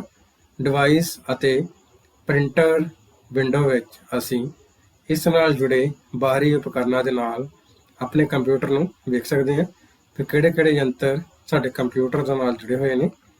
ਸੋ ਇਸ ਵਿੱਚ ਸ਼ਾਮਲ ਕੀਤੇ ਯੰਤਰਾਂ ਦੀ ਸੂਚੀ ਵਿੱਚ ਸਮਾਰਟਫੋਨ, ਪੋਰਟੇਬਲ ਸੰਗੀਤ player, digital camera, webcam, monitor, keyboard, mouse, printer, scanner, Bluetooth adaptor, ਬਾਹਰੀ ਹਾਰਡ ਡਿਸਕ ਅਤੇ ਕੰਪਿਊਟਰ ਨਾਲ ਜੁੜੇ ਨੈਟਵਰਕ ਉਪਕਰਨ ਹੋ ਸਕਦੇ ਹਨ। ਇੱਕ ਫੌਂਟ, ਟਾਈਪਫੇਸ ਅਤੇ ਕਈ ਹੋਰ ਗੁਣਾਂ ਦਾ ਸੁਮੇਲ ਹੁੰਦਾ ਹੈ, ਜਿਵੇਂ ਕਿ ਅੱਖਰਾਂ ਦਾ ਆਕਾਰ, ਪਿੱਚ ਅਤੇ ਅੱਖਰਾਂ ਵਿਚਕਾਰ ਦੀ ਸਪੇਸਿੰਗ ਆਦਿ। ਸੋ ਉਦਾਹਰਨ ਦੇ ਲਈ ਟਾਈਮਜ਼ ਨਿਊ ਰੋਮਨ ਇੱਕ ਟਾਈਪਫੇਸ ਹੈ ਜੋ ਕਿ ਹਰੇਕ ਕਰੈਕਟਰ ਦੀ ਸ਼ਕਲ ਨੂੰ ਪ੍ਰਭਾਵਿਤ ਕਰਦਾ ਹੈ ਅਤੇ ਇਸ ਦੇ ਅੰਦਰ ਚੁਣਨ ਲਈ ਵੱਖ-ਵੱਖ ਆਕਾਰ, ਇਟੈਲਿਕ, ਬੋਲਡ ਅਤੇ ਹੋਰ ਕਈ ਫੌਂਟ ਹਨ। ਜਿਵੇਂ ਕਿ ਤੁਸੀਂ ਸੱਜੇ ਚਿੱਤਰ ਵਿੱਚ ਹੇਠਾਂ ਦੇਖ ਪਾ ਰਹੇ ਹੋ, ਸਭ ਤੋਂ ਪਹਿਲਾਂ ਸਾਡੇ ਕੋਲ ਇਸ ਵਿੱਚ ਫੌਂਟ ਨਜ਼ਰ ਆ ਰਿਹਾ ਟਾਈਮਜ਼ ਨਿਊ ਰੋਮਨ। ਉਸ ਦੇ ਹੇਠਾਂ ਸਾਡੇ ਕੋਲ ਟਾਈਮਜ਼ ਨਿਊ ਰੋਮਨ ਦਾ ਅਗਲਾ ਟਾਈਪਫੇਸ ਹੈ ਟਾਈਮਜ਼ ਨਿਊ ਰੋਮਨ ਬੋਲਡ। ਉਸੇ ਤਰ੍ਹਾਂ ਟਾਈਮਜ਼ ਨਿਊ ਰੋਮਨ ਇਟੈਲਿਕ, ਹੇਠਾਂ ਵਿੱਚ Times new Roman bold italic. ਸੋ ਇਸ ਤਰ੍ਹਾਂ ਦੇ ਨਾਲ ਹਰੇਕ ਜਿਹੜਾ ਸਾਡੇ ਕੋਲ ਟਾਈਪਫੇਸ ਹੈ ਉਸ ਦੇ ਵੱਖ-ਵੱਖ ਜਿਹੜੇ ਆਕਾਰ, ਜਿਵੇਂ ਇਟੈਲਿਕ, ਬੋਲਡ ਅਤੇ ਹੋਰ ਕਈ ਹੋਰ ਫੌਂਟ ਹੋ ਸਕਦੇ ਹਨ। ਸੋ ਅਸੀਂ ਆਪਣੇ ਕੰਪਿਊਟਰ ਵਿੱਚ ਇਹਨਾਂ ਫੌਂਟਾਂ ਨੂੰ ਕੰਟਰੋਲ ਪੈਨਲ ਵਿੱਚ ਫੌਂਟ ਵਿੰਡੋ ਦੀ ਵਰਤੋਂ ਕਰਕੇ ਸ਼ਾਮਲ ਕਰ ਸਕਦੇ ਹਾਂ, ਮਤਲਬ ਇੰਸਟਾਲ ਕਰ ਸਕਦੇ ਹਾਂ ਜਾਂ ਅਨਇੰਸਟਾਲ ਵੀ ਕਰ ਸਕਦੇ ਹਾਂ। ਅੱਗੇ ਸਾਡੇ ਕੋਲ ਹੈ ਯੂਟਿਲਿਟੀ ਪ੍ਰੋਗਰਾਮ। ਸੋ ਯੂਟਿਲਿਟੀ ਪ੍ਰੋਗਰਾਮ ਉਹ ਪ੍ਰੋਗਰਾਮ ਹੁੰਦੇ ਹਨ ਜੋ ਕੰਪਿਊਟਰ ਫੰਕਸ਼ਨਾਂ, ਸਰੋਤਾਂ ਜਾਂ ਫਾਈਲਾਂ ਦੇ ਪ੍ਰਬੰਧਨ ਨਾਲ ਸੰਬੰਧਿਤ ਇੱਕ ਖਾਸ ਕੰਮ ਕਰਦੇ ਹਨ, ਜਿਵੇਂ ਕਿ ਪਾਸਵਰਡ ਸੁਰੱਖਿਆ, ਮੈਮਰੀ ਪ੍ਰਬੰਧਨ, ਵਾਇਰਸ ਸੁਰੱਖਿਆ ਅਤੇ ਫਾਈਲ ਕੰਪਰੈਸ਼ਨ ਆਦਿ ਯੂਟਿਲਿਟੀ ਪ੍ਰੋਗਰਾਮ ਅਖਵਾਉਂਦੇ ਹਨ। ਇਸ ਦੇ ਮੁੱਢਲੇ ਪ੍ਰੋਗਰਾਮਾਂ ਵਿੱਚ ਫਾਈਲ ਫੋਲਡਰ ਪ੍ਰਬੰਧਨ, ਜਿਸ ਵਿੱਚ ਕਾਪੀ, ਪੇਸਟ, ਮੂਵ ਆਦਿ ਫੰਕਸ਼ਨ ਹੁੰਦੇ ਹਨ, ਫਾਈਲ ਸਰਚ ਅਤੇ ਤੁਲਨਾ, ਡਿਸਕ ਫਾਰਮੈਟ ਅਤੇ ਪਾਰਟੀਸ਼ਨ ਅਤੇ ਹਾਰਡਵੇਅਰ ਦੀ ਸਿਹਤ ਦੀ ਜਾਂਚ ਕਰਨ ਲਈ ਡਾਇਗਨੋਸਟਿਕ ਰੂਟੀਨ ਸ਼ਾਮਲ ਹੁੰਦੇ ਹਨ। ਸੋ ਯੂਟਿਲਿਟੀ ਪ੍ਰੋਗਰਾਮ ਦੀ ਜਿਹੜੀ ਪਹਿਲੀ ਕਿਸਮ ਹੈ ਉਸ ਬਾਰੇ ਆਪਾਂ ਜਾਣ ਲੈਂਦੇ ਹਾਂ, ਜੋ ਹੈ ਸਾਡੇ ਕੋਲ ਫਾਈਲ ਕੰਪਰੈਸ਼ਨ ਟੂਲ। ਸੋ ਫਾਈਲ ਕੰਪਰੈਸ਼ਨ ਟੂਲ ਦੀ ਵਰਤੋਂ ਇੱਕ ਫਾਈਲ ਦੀ ਪੈਕੇਜਿੰਗ ਕਰਨ ਦੀ ਪ੍ਰਕਿਰਿਆ ਹੁੰਦੀ ਹੈ। ਇਸ ਦੇ ਰਾਹੀਂ ਅਸੀਂ ਆਪਣੇ ਕੰਪਿਊਟਰ ਸਿਸਟਮ ਵਿੱਚ ਬਹੁਤ ਸਾਰੀਆਂ ਫਾਈਲਾਂ ਨੂੰ ਕੰਪਰੈਸ ਕਰਕੇ ਰੱਖ ਸਕਦੇ ਹਾਂ, ਜਿਸ ਨਾਲ ਇਹਨਾਂ ਕੰਪਰੈਸ ਕੀਤੀਆਂ ਗਈਆਂ ਫਾਈਲਾਂ ਦਾ ਆਕਾਰ ਅਸਲ ਫਾਈਲਾਂ ਦੇ ਮੁਕਾਬਲੇ ਕਾਫੀ ਘੱਟ ਜਾਂ ਅੱਧਾ ਹੋ ਜਾਂਦਾ ਹੈ ਅਤੇ ਇਸ ਨਾਲ ਹਾਰਡ ਡਿਸਕ ਵਿੱਚ ਇਹ ਫਾਈਲਾਂ ਘੱਟ ਥਾਂ ਘੇਰਦੀਆਂ ਹਨ। ਦੂਸਰਾ ਸਾਡੇ ਕੋਲ ਹੈ ਡਿਸਕ ਡੀਫਰੈਗਮੈਂਟੇਸ਼ਨ। ਸੋ disc defragmentation window operating system ਦੀ ਇੱਕ ਮਹੱਤਵਪੂਰਨ ਯੂਟਿਲਿਟੀ ਹੈ। ਇਸ ਦੀ ਵਰਤੋਂ ਕਰਕੇ ਅਸੀਂ ਆਪਣੇ ਕੰਪਿਊਟਰ ਸਿਸਟਮ ਦੀ ਹਾਰਡ ਡਿਸਕ ਵਿੱਚ ਫੈਲੇ ਹੋਏ ਡਾਟੇ ਨੂੰ ਇਕੱਠਾ ਕਰਕੇ ਮੈਮਰੀ ਸਪੇਸ ਮੁਹੱਈਆ ਕਰਵਾ ਸਕਦੇ ਹਾਂ। ਸੋ ਤੀਸਰਾ ਸਾਡੇ ਕੋਲ ਹੈ disk cleanup. Disk cleanup computer maintenance ਦੀ ਯੂਟਿਲਿਟੀ ਹੈ ਅਤੇ ਹਾਰਡ ਡਿਸਕ ਵਿੱਚ ਜਗ੍ਹਾ ਖਾਲੀ ਕਰਨ ਲਈ ਤਿਆਰ ਕੀਤੀ ਗਈ ਹੈ। ਡਿਸਕ ਕਲੀਨਅਪ ਦੇ ਪ੍ਰੋਸੈਸ ਵਿੱਚ ਕੰਪਿਊਟਰ ਦੀ ਹਾਰਡ ਡਿਸਕ ਡਰਾਈਵ ਵਿੱਚ ਪਈਆਂ ਉਹਨਾਂ ਫਾਈਲਾਂ ਦੀ ਖੋਜ ਕਰਨਾ ਅਤੇ ਵਿਸ਼ਲੇਸ਼ਣ ਕਰਨਾ ਸ਼ਾਮਲ ਹੁੰਦਾ ਹੈ ਜਿਨ੍ਹਾਂ ਦੀ ਹੁਣ ਜ਼ਰੂਰਤ ਨਹੀਂ ਹੈ ਜਾਂ ਜਿਹੜੀਆਂ ਅਣਵਰਤੀਆਂ ਫਾਈਲਾਂ ਹੈ। ਸੋ ਉਹਨਾਂ ਨੂੰ ਅਸੀਂ ਡਿਸਕ ਕਲੀਨਅਪ ਦੀ ਵਰਤੋਂ ਕਰਦੇ ਹੋਏ ਉਹਨਾਂ ਨੂੰ ਹਟਾ ਸਕਦੇ ਹਾਂ। ਅਗਲਾ ਸਾਡੇ ਕੋਲ ਹੈ ਬੈਕਅਪ ਅਤੇ ਰੀਸਟੋਰ। ਸਭ ਤੋਂ ਪਹਿਲਾਂ ਅਸੀਂ ਬੈਕਅਪ ਬਾਰੇ ਜਾਣ ਲੈਂਦੇ ਹਾਂ। ਬੈਕਅਪ ਇੱਕ ਫਾਈਲ ਜਾਂ ਮਲਟੀਪਲ ਫਾਈਲਾਂ ਦੇ ਸਮੂਹ ਦੀ ਇੱਕ ਕਾਪੀ ਹੈ ਜੋ ਅਸਲ ਥਾਂ ਤੋਂ ਵੱਖਰੇ ਸਥਾਨ ਤੇ ਸਟੋਰ ਕੀਤੀ ਜਾਂਦੀ ਹੈ, ਜਿਵੇਂ ਕਿ DVD, ਐਕਸਟਰਨਲ ਡਰਾਈਵ ਜਾਂ ਇੰਟਰਨੈਟ ਤੇ ਕਿਸੇ ਹੋਰ ਜਗ੍ਹਾ ਆਦਿ। ਇੱਕ ਬੈਕਅਪ ਸਾਡੀ ਫਾਈਲਾਂ ਨੂੰ ਅਚਾਨਕ ਡਿਲੀਟ, ਵਾਇਰਸ ਦੇ ਹਮਲੇ ਜਾਂ ਸਾਡੇ ਸਿਸਟਮ ਦੇ ਕ੍ਰੈਸ਼ ਹੋਣ ਦੌਰਾਨ ਪੱਕੇ ਤੌਰ ਤੇ ਗੁੰਮ ਹੋ ਜਾਣ ਜਾਂ ਨੁਕਸਾਨ ਤੋਂ ਬਚਾਉਣ ਵਿੱਚ ਸਹਾਇਤਾ ਕਰਦਾ ਹੈ। ਹੁਣ ਅਸੀਂ ਰੀਸਟੋਰ ਬਾਰੇ ਜਾਣਦੇ ਹਾਂ। ਸਿਸਟਮ ਰੀਸਟੋਰ ਇੱਕ ਪ੍ਰਕਿਰਿਆ ਹੈ ਜੋ ਆਮ ਤੌਰ ਤੇ ਸਾਡੇ ਕੰਪਿਊਟਰ ਦੇ ਆਪਰੇਟਿੰਗ ਸਿਸਟਮ ਤੇ ਆਪਣੇ ਆਪ ਵਾਪਰਦੀ ਹੈ। ਸਮੇਂ ਦੇ ਵੱਖ-ਵੱਖ ਅੰਤਰਾਲ ਦੌਰਾਨ ਸਾਡਾ ਕੰਪਿਊਟਰ ਰੀਸਟੋਰਿੰਗ ਪੁਆਇੰਟ ਤਿਆਰ ਕਰਦਾ ਰਹਿੰਦਾ ਹੈ, ਜਿੱਥੇ ਇਹ ਉਸ ਜਾਣਕਾਰੀ ਨੂੰ ਯਾਦ ਰੱਖਦਾ ਹੈ ਜਿਸ ਤੇ ਅਸੀਂ ਕੰਮ ਕਰ ਰਹੇ ਹੁੰਦੇ ਹਾਂ। ਜਦੋਂ ਸਾਡੇ ਕੰਪਿਊਟਰ ਵਿੱਚ ਕੋਈ ਸਮੱਸਿਆ ਜਾਂ ਕੋਈ ਮੁਸ਼ਕਲ ਆਉਂਦੀ ਹੈ ਜਾਂ ਸਾਡਾ ਸਿਸਟਮ ਕ੍ਰੈਸ਼ ਹੁੰਦਾ ਹੈ ਤਾਂ ਅਸੀਂ ਰੀਸਟੋਰ ਦੀ ਵਰਤੋਂ ਕਰਕੇ ਪਿਛਲੇ ਸਮੇਂ ਵਿੱਚ ਰੀਸਟੋਰ ਦੀ ਮਦਦ ਨਾਲ ਜਾ ਕੇ ਉਸ ਸਮੱਸਿਆ ਦੇ ਆਉਣ ਤੋਂ ਪਹਿਲਾਂ ਜਾਂ ਸਿਸਟਮ ਕ੍ਰੈਸ਼ ਦੀ ਸਥਿਤੀ ਤੋਂ ਪਹਿਲਾਂ ਆਪਣੇ ਸਿਸਟਮ ਵਿੱਚ ਪਏ ਜ਼ਰੂਰੀ ਦਸਤਾਵੇਜ਼ ਪ੍ਰਾਪਤ ਕਰ ਸਕਦੇ ਹਾਂ। ਇਹ ਦਸਤਾਵੇਜ਼ ਸਾਨੂੰ ਪੂਰੀ ਤਰ੍ਹਾਂ ਤੇ ਪ੍ਰਾਪਤ ਨਹੀਂ ਹੁੰਦੇ, ਪਰ ਕੁਝ ਹੱਦ ਤੱਕ ਅਸੀਂ ਇਹਨਾਂ ਦਸਤਾਵੇਜ਼ਾਂ ਨੂੰ ਪ੍ਰਾਪਤ ਕਰ ਸਕਦੇ ਹਾਂ। ਅਗਲਾ ਸਾਡੇ ਕੋਲ ਟੌਪਿਕ ਹੈ ਸ਼ਟਿੰਗ ਡਾਊਨ ਆਪਸ਼ਨ। ਸਭ ਤੋਂ ਪਹਿਲਾਂ ਅਸੀਂ ਸ਼ਟਿੰਗ ਡਾਊਨ ਬਾਰੇ ਜਾਣ ਲੈਂਦੇ ਹਾਂ। ਸ਼ਟਿੰਗ ਡਾਊਨ ਇੱਕ ਪ੍ਰਕਿਰਿਆ ਹੈ ਜਿਸ ਦੇ ਰਾਹੀਂ ਜਦੋਂ ਅਸੀਂ ਆਪਣੇ ਕੰਪਿਊਟਰ ਤੇ ਕੰਮ ਨਹੀਂ ਕਰ ਰਹੇ ਹੁੰਦੇ ਤਾਂ ਅਸੀਂ ਆਪਣੇ ਕੰਪਿਊਟਰ ਨੂੰ ਵੱਖ-ਵੱਖ ਅਵਸਥਾਵਾਂ ਵਿੱਚ ਭੇਜ ਸਕਦੇ ਹਾਂ, ਜਾਂ ਇਸ ਨੂੰ ਬੰਦ ਕਰ ਸਕਦੇ ਹਾਂ, ਰੀਸਟਾਰਟ ਕਰ ਸਕਦੇ ਹਾਂ। ਵਿੰਡੋ ਵਿੱਚ ਕੰਪਿਊਟਰ ਨੂੰ ਬੰਦ ਕਰਨ ਦੀ ਕੀ ਸਟਾਰਟ ਮੈਨੂ ਵਿੱਚ ਮੌਜੂਦ ਹੁੰਦੀ ਹੈ। ਜਦੋਂ ਅਸੀਂ ਸਟਾਰਟ ਬਟਨ ਤੇ ਕਲਿੱਕ ਕਰਦੇ ਹਾਂ ਤਾਂ ਸਾਨੂੰ ਸ਼ਟ ਡਾਊਨ ਬਟਨ ਦੇ ਨਾਲ ਹੋਰ ਆਪਸ਼ਨਾਂ ਵੀ ਨਜ਼ਰ ਆਉਂਦੀਆਂ ਹਨ, ਜਿਵੇਂ ਕਿ switch user, log off, lock, restart, sleep, hibernate ਆਦਿ। ਸਵਿਚ ਯੂਜ਼ਰ, ਲੌਗ ਆਫ ਜਾਂ ਲੌਕ ਅਤੇ ਸਲੀਪ ਆਪਸ਼ਨ ਕੰਪਿਊਟਰ ਨੂੰ ਬੰਦ ਨਹੀਂ ਕਰਦੇ। ਰੀਸਟਾਰਟ, ਹਾਈਬਰਨੇਟ ਅਤੇ ਸ਼ਟ ਡਾਊਨ ਆਪਸ਼ਨ ਸਿਸਟਮ ਨੂੰ ਬੰਦ ਕਰਦੀਆਂ ਹਨ। ਆਓ ਅਸੀਂ ਹੁਣ ਇੱਕ ਇੱਕ ਕਰਕੇ ਇਹਨਾਂ ਸਾਰੇ ਸ਼ਟਿੰਗ ਡਾਊਨ ਆਪਸ਼ਨ ਬਾਰੇ ਜਾਣ ਲੈਂਦੇ ਹਾਂ। ਜਿਸ ਸਾਡੇ ਕੋਲ ਪਹਿਲਾ ਹੈ ਸਵਿਚ ਯੂਜ਼ਰ। ਇਸ ਆਪਸ਼ਨ ਦੀ ਵਰਤੋਂ ਕਰਕੇ ਇੱਕ ਯੂਜ਼ਰ ਦੂਜੇ ਯੂਜ਼ਰ ਅਕਾਊਂਟ ਵਿੱਚ ਲੌਗਇਨ ਕਰਕੇ ਕੰਪਿਊਟਰ ਨੂੰ ਵਰਤ ਸਕਦਾ ਜਾਂ ਐਕਸੈਸ ਕਰ ਸਕਦਾ ਹੈ ਅਤੇ ਸਾਡੇ ਵੱਲੋਂ ਚਲਾਏ ਗਏ ਪ੍ਰੋਗਰਾਮ ਚੱਲਦੇ ਰਹਿੰਦੇ ਹਨ।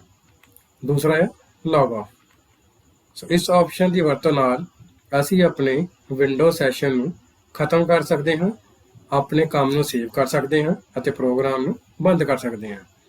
ਇਸ ਮੋਡ ਵਿੱਚ ਵਿੰਡੋ ਚਲਦੀ ਰਹਿੰਦੀ ਹੈ ਅਤੇ ਕਿਸੇ ਹੋਰ ਯੂਜ਼ਰ ਦੇ ਵਰਤਣ ਦੇ ਲਈ ਤਿਆਰ ਰਹਿੰਦੀ ਹੈ। ਤੀਸਰਾ ਸਾਡੇ ਕੋਲ ਹੈ ਲੌਕ। ਇਹ ਆਪਸ਼ਨ ਵਿੰਡੋ ਲੌਗਇਨ ਸਕਰੀਨ ਪ੍ਰਦਰਸ਼ਿਤ ਕਰਕੇ ਸਾਡੀ ਚੀਜ਼ਾਂ ਦੀ ਰੱਖਿਆ ਵਿੱਚ ਸਹਾਇਤਾ ਕਰਦੀ ਹੈ। ਕੰਪਿਊਟਰ ਵਿੱਚ ਦੁਬਾਰਾ ਦਾਖਲ ਹੋਣ ਲਈ ਸਾਨੂੰ ਆਪਣਾ ਪਾਸਵਰਡ ਦਾਖਲ ਕਰਨਾ ਪੈਂਦਾ ਹੈ। ਅਗਲਾ ਸਾਡੇ ਕੋਲ ਆਪਸ਼ਨ ਹੈ ਰੀਸਟਾਰਟ।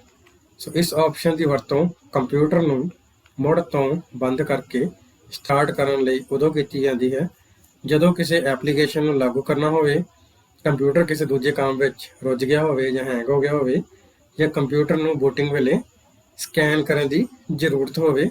ਉਸ ਵਕਤ ਅਸੀਂ ਰੀਸਟਾਰਟ ਬਟਨ ਦੀ ਵਰਤੋਂ ਕਰਦੇ ਹਾਂ। ਅਗਲੇ ਸਾਡੇ ਕੋਲ ਆਪਸ਼ਨ ਹੈ ਸਲੀਪ। ਇਸ ਆਪਸ਼ਨ ਦੀ ਵਰਤੋਂ ਉਸ ਵੇਲੇ ਕੀਤੀ ਜਾਂਦੀ ਹੈ ਜਦੋਂ ਅਸੀਂ ਕੰਪਿਊਟਰ ਤੇ ਕੁਝ ਦੇਰ ਲਈ ਕੋਈ ਵੀ ਕੰਮ ਨਾ ਕਰਨਾ ਹੋਵੇ। ਇਸ ਨਾਲ ਬਿਜਲੀ ਦੀ ਵੀ ਬਚਤ ਹੁੰਦੀ ਹੈ। ਇਸ ਮੋਡ ਵਿੱਚ ਕੰਪਿਊਟਰ ਨੂੰ ਮੁੜ ਤੋਂ ਵਰਕਿੰਗ ਕੰਡੀਸ਼ਨ ਵਿੱਚ ਲਿਆਉਣ ਲਈ ਮਾਊਸ ਦੇ ਬਟਨ ਜਾਂ ਕੀਬੋਰਡ ਤੋਂ ਕੋਈ ਵੀ ਕੀ ਦਬਾਈ ਜਾ ਸਕਦੀ ਹੈ। ਅਗਲੀ ਸਾਡੇ ਕੋਲ ਆਪਸ਼ਨ ਹੈ ਹਾਈਬਰਨੇਟ। ਇਹ ਸਭ ਤੋਂ ਵਧੀਆ ਪਾਵਰ ਸੇਵਿੰਗ ਮੋਡ ਹੈ। ਜਦੋਂ ਇਸ ਆਪਸ਼ਨ ਦੀ ਵਰਤੋਂ ਕੀਤੀ ਜਾਂਦੀ ਹੈ ਤਾਂ ਕੰਪਿਊਟਰ ਸ਼ਟ ਡਾਊਨ ਹੋ ਜਾਂਦਾ ਹੈ। ਇਸ ਆਪਸ਼ਨ ਦੀ ਵਰਤੋਂ ਕਰਨ ਨਾਲ ਮੈਮਰੀ ਵਿੱਚ ਸਾਡੀ ਗਤੀਵਿਧੀਆਂ ਸੇਵ ਹੋ ਜਾਂਦੀਆਂ ਹਨ। ਇਸ ਮੋਡ ਵਿੱਚ ਕੰਪਿਊਟਰ ਨੂੰ ਸਲੀਪ ਜਾਂ ਸਟੈਂਡ ਬਾਈ ਮੋਡ ਨਾਲੋਂ ਦੁਬਾਰਾ ਚਾਲੂ ਕਰਨ ਵਿੱਚ ਬਹੁਤ ਸਮਾਂ ਲੱਗਦਾ ਹੈ। ਅਗਲੀ ਸਾਡੇ ਕੋਲ ਆਪਸ਼ਨ ਹੈ ਸ਼ਟ ਡਾਊਨ। ਇਸ ਆਪਸ਼ਨ ਦੀ ਵਰਤੋਂ ਕਰਨ ਨਾਲ ਸਾਡਾ ਕੰਪਿਊਟਰ ਬੰਦ ਹੋ ਜਾਂਦਾ ਹੈ ਅਤੇ ਅਸੀਂ ਆਪਣੇ ਖਾਤੇ ਤੋਂ ਲੌਗ ਆਊਟ ਹੋ ਜਾਂਦੇ ਹਾਂ ਅਤੇ ਇਹ ਸਾਡੇ ਪ੍ਰੋਗਰਾਮਾਂ ਨੂੰ ਬੰਦ ਕਰ ਦਿੰਦਾ ਹੈ। ਇਹ ਆਪਸ਼ਨ ਕੰਪਿਊਟਰ ਦੇ ਬੰਦ ਹੋਣ ਤੋਂ ਪਹਿਲਾਂ ਸਾਨੂੰ ਆਪਣਾ ਡਾਟਾ ਸੇਵ ਕਰਨ ਦੀ ਆਗਿਆ ਦਿੰਦਾ ਹੈ। ਹੁਣ ਅਸੀਂ part number 4 computer system maintenance part ਦਾ ਅਭਿਆਸ ਕਰਾਂਗੇ, ਜਿਸ ਵਿੱਚ ਸਭ ਤੋਂ ਪਹਿਲਾਂ ਸਾਡੇ ਕੋਲ ਹੈ ਬਹੁ ਪਸੰਦੀ ਪ੍ਰਸ਼ਨ। ਜਿਸ ਵਿੱਚ ਪਹਿਲਾ ਪ੍ਰਸ਼ਨ ਹੈ ਡੈਸ਼ ਇੱਕ ਪ੍ਰਕਿਰਿਆ ਹੈ ਜਿਸ ਦੁਆਰਾ ਕੰਪਿਊਟਰ ਪ੍ਰੋਗਰਾਮ ਨੂੰ ਜਾਰੀ ਕੀਤੇ ਜਾਣ ਤੋਂ ਬਾਅਦ ਬਦਲਿਆ ਜਾਂ ਅਪਡੇਟ ਕੀਤਾ ਜਾਂਦਾ ਹੈ। ਤਾਂ ਸਾਡੇ ਕੋਲ ਇਸ ਦੇ ਆਪਸ਼ਨ ਹੈ software maintenance, hardware maintenance, corrective maintenance ਜਾਂ ਪ੍ਰੀਵੈਂਟਿਵ ਮੇਨਟੇਨੈਂਸ। तो साडे कोल इसका सही उत्तर है सॉफ्टवेयर मेनटेनेंस एक प्रक्रिया है जिस द्वारा कंप्यूटर प्रोग्राम नूं जारी किए जाने तो बाद बदलिया या अपडेट किया जाता है। दूसरा साडे कोल प्रश्न है कंप्यूटिंग विच डैश एक कंप्यूटर चालू करने की प्रक्रिया है जिसके साडे कोल ऑप्शन है सेफ मोड, बूटिंग, स्टार्टिंग या लॉगिन। साडे कोल इसका सही उत्तर है कंप्यूटिंग विच बूटिंग एक कंप्यूटर चालू करने की प्रक्रिया है। तीसरा साडे कोल प्रश्न है इन्हां विच्चों किहड़ा कंप्यूटर पोर्ट की किस्म नहीं है।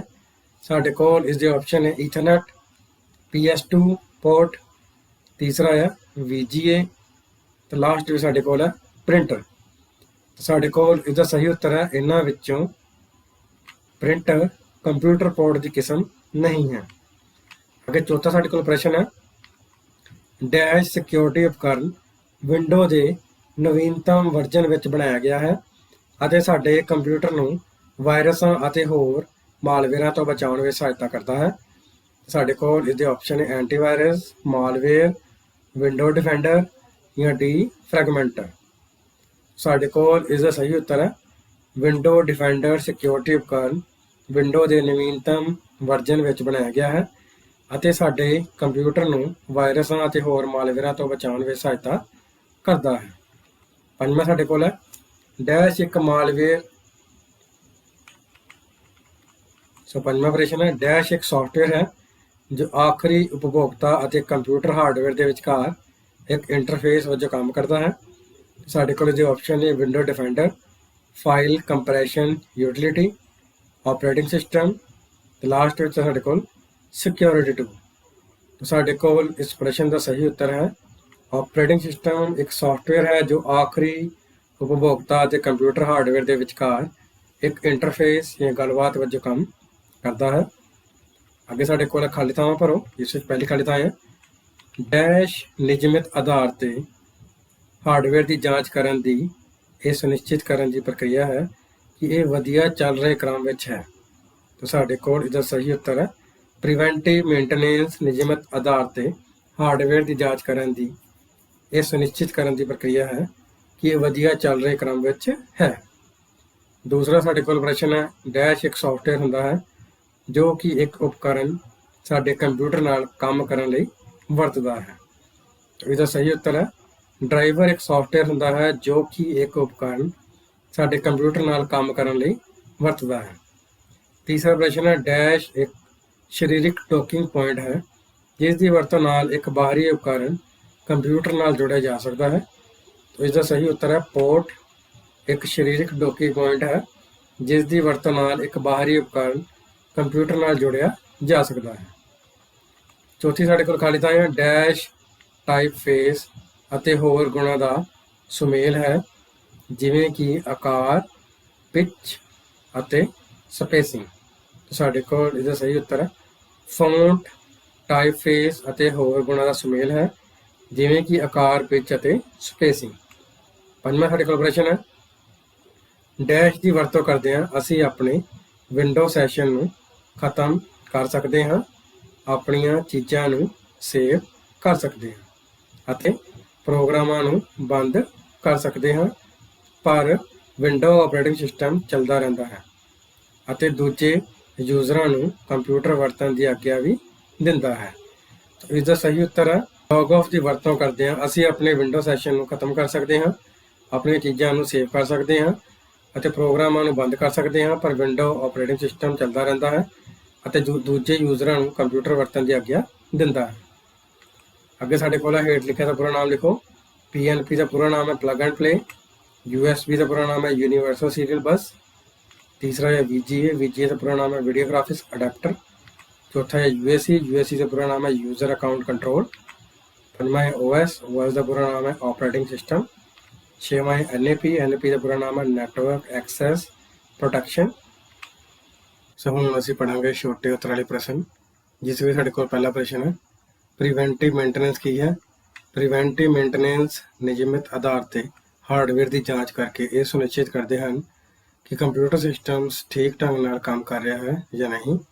जेकर असीं अपने कंप्यूटर सिस्टम की चंगे ढंग नाल देखभाल करते रहिए ਤਾਂ ਇਹ ਕ੍ਰੈਸ਼ ਵੀ ਨਹੀਂ ਹੋਵੇਗਾ ਅਤੇ ਇਸ ਵਿੱਚ ਪਿਆ ਡਾਟਾ ਗੁੰਮ ਵੀ ਨਹੀਂ ਹੋਵੇਗਾ। ਸੋ ਕੰਪਿਊਟਰ ਨੂੰ ਸਾਫ਼ ਅਤੇ ਅਨੁਕੂਲ ਵਾਤਾਵਰਣ ਵਿੱਚ ਸਾਲ ਵਿੱਚ ਇੱਕ ਵਾਰ ਹੀ ਸਫਾਈ ਕਰਨ ਦੀ ਜ਼ਰੂਰਤ ਪੈਂਦੀ ਹੈ, ਜਦਕਿ ਧੂੜ ਭਰੇ ਦਫ਼ਤਰਾਂ ਜਾਂ ਦੁਕਾਨਾਂ ਵਰਗੇ ਵਾਤਾਵਰਣ ਵਿੱਚ ਸਿਸਟਮ ਨੂੰ ਹਰੇਕ ਮਹੀਨੇ ਸਫਾਈ ਦੀ ਜ਼ਰੂਰਤ ਪੈਂਦੀ ਹੈ। ਅੱਗੇ ਸਾਡੇ ਕੋਲ ਦੂਸਰਾ ਪ੍ਰਸ਼ਨ ਹੈ, ਪਲੱਗ ਅਤੇ ਪਲੇ ਡਿਵਾਈਸ ਤੋਂ ਤੁਹਾਡਾ ਕੀ ਭਾਵ ਹੈ? ਸੋ ਪਲੱਗ ਅਤੇ ਪਲੇ ਨੂੰ ਕਈ ਵਾਰ ਸੰਖੇਪ ਰੂਪ ਵਿੱਚ PNP ਯਾਨੀ ਕਿ ਪਲੱਗ ਐਂਡ ਪਲੇ ਵੀ ਕਿਹਾ ਜਾਂਦਾ ਹੈ।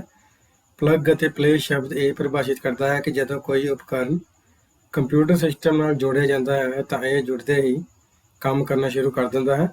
ਪਲੱਗ ਅਤੇ play hardware installation manual driver install ਕਰਨ ਦੀ ਜ਼ਰੂਰਤ ਨਹੀਂ ਪੈਂਦੀ। ਸੋ ਉਦਾਹਰਨ ਲਈ USB ਕੀਬੋਰਡ, ਮਾਊਸ ਅਤੇ ਪ੍ਰਿੰਟਰ ਇਸ ਦੀਆਂ ਮੁੱਖ ਉਦਾਹਰਨਾਂ ਹਨ।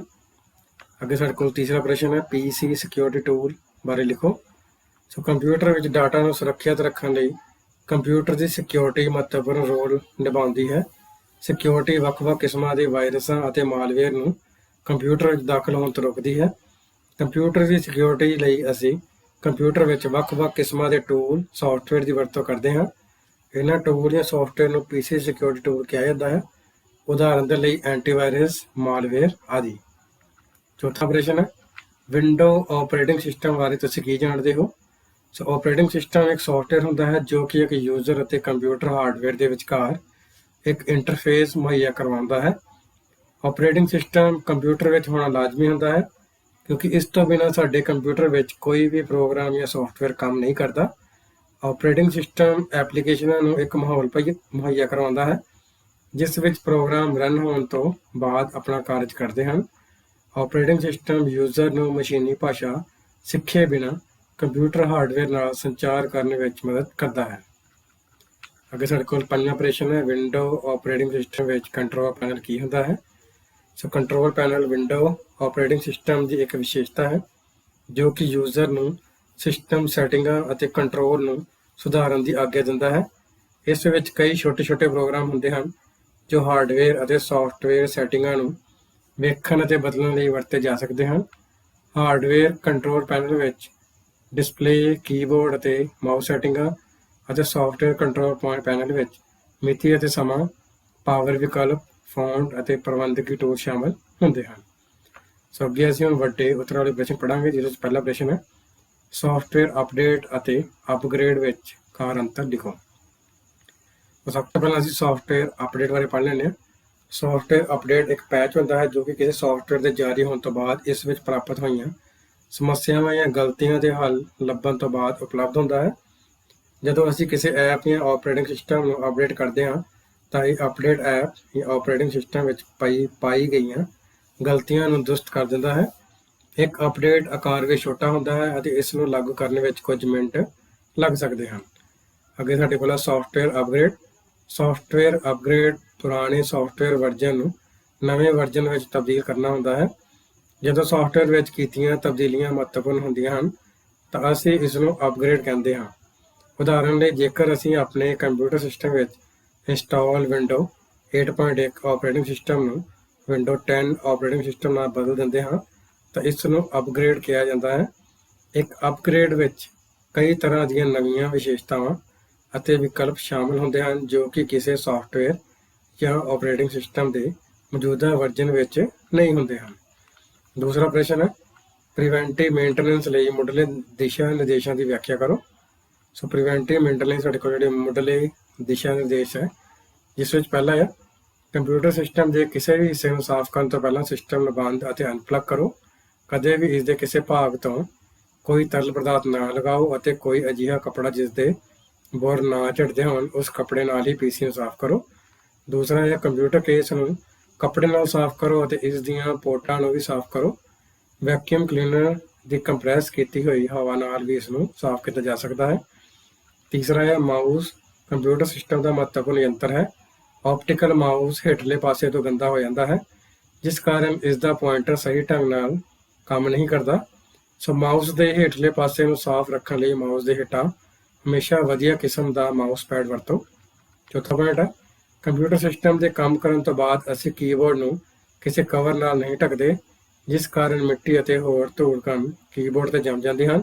ਕੀਬੋਰਡ ਨੂੰ ਸਾਫ਼ ਕਰਨ ਲਈ ਇਸ ਨੂੰ ਉਲਟਾ ਕਰੋ ਅਤੇ ਇਸ ਦੀਆਂ ਕੀਜ਼ ਦੇ ਵਿਚਕਾਰੋਂ ਟੁਕੜਿਆਂ ਨੂੰ ਸਾਫ਼ ਕਰਨ ਲਈ ਇਸ ਨੂੰ ਹਿਲਾਓ। ਪੰਜਵਾਂ ਹੈ ਮੋਨੀਟਰ ਦੇ ਕੇਸ ਨੂੰ ਸਾਫ਼ ਕੱਪੜੇ ਨਾਲ ਪੂੰਝੋ। ਮੋਨੀਟਰ ਦੀ ਸਫਾਈ ਕਰਨ ਵੇਲੇ ਇੱਕ ਸਟੈਂਡਰਡ ਗਲਾਸ ਕਲੀਨਰ ਅਤੇ ਕੱਪੜੇ ਦੀ ਵਰਤੋਂ ਕਰੋ। LCD ਮੋਨੀਟਰ ਨੂੰ ਹਲਕੇ ਦਬਾਅ ਨਾਲ ਸਾਫ਼ ਕਰੋ ਕਿਉਂਕਿ ਇਸ ਦਾ ਅੰਡਰਲਾਈਨਿੰਗ ਗਲਾਸ ਨਾਜ਼ੁਕ ਹੁੰਦਾ ਹੈ। ਅੱਗੇ ਸਾਡੇ ਕੋਲ ਤੀਸਰਾ ਪ੍ਰਸ਼ਨ ਹੈ ਪੋਰਟਾਂ ਕੀ ਹਨ।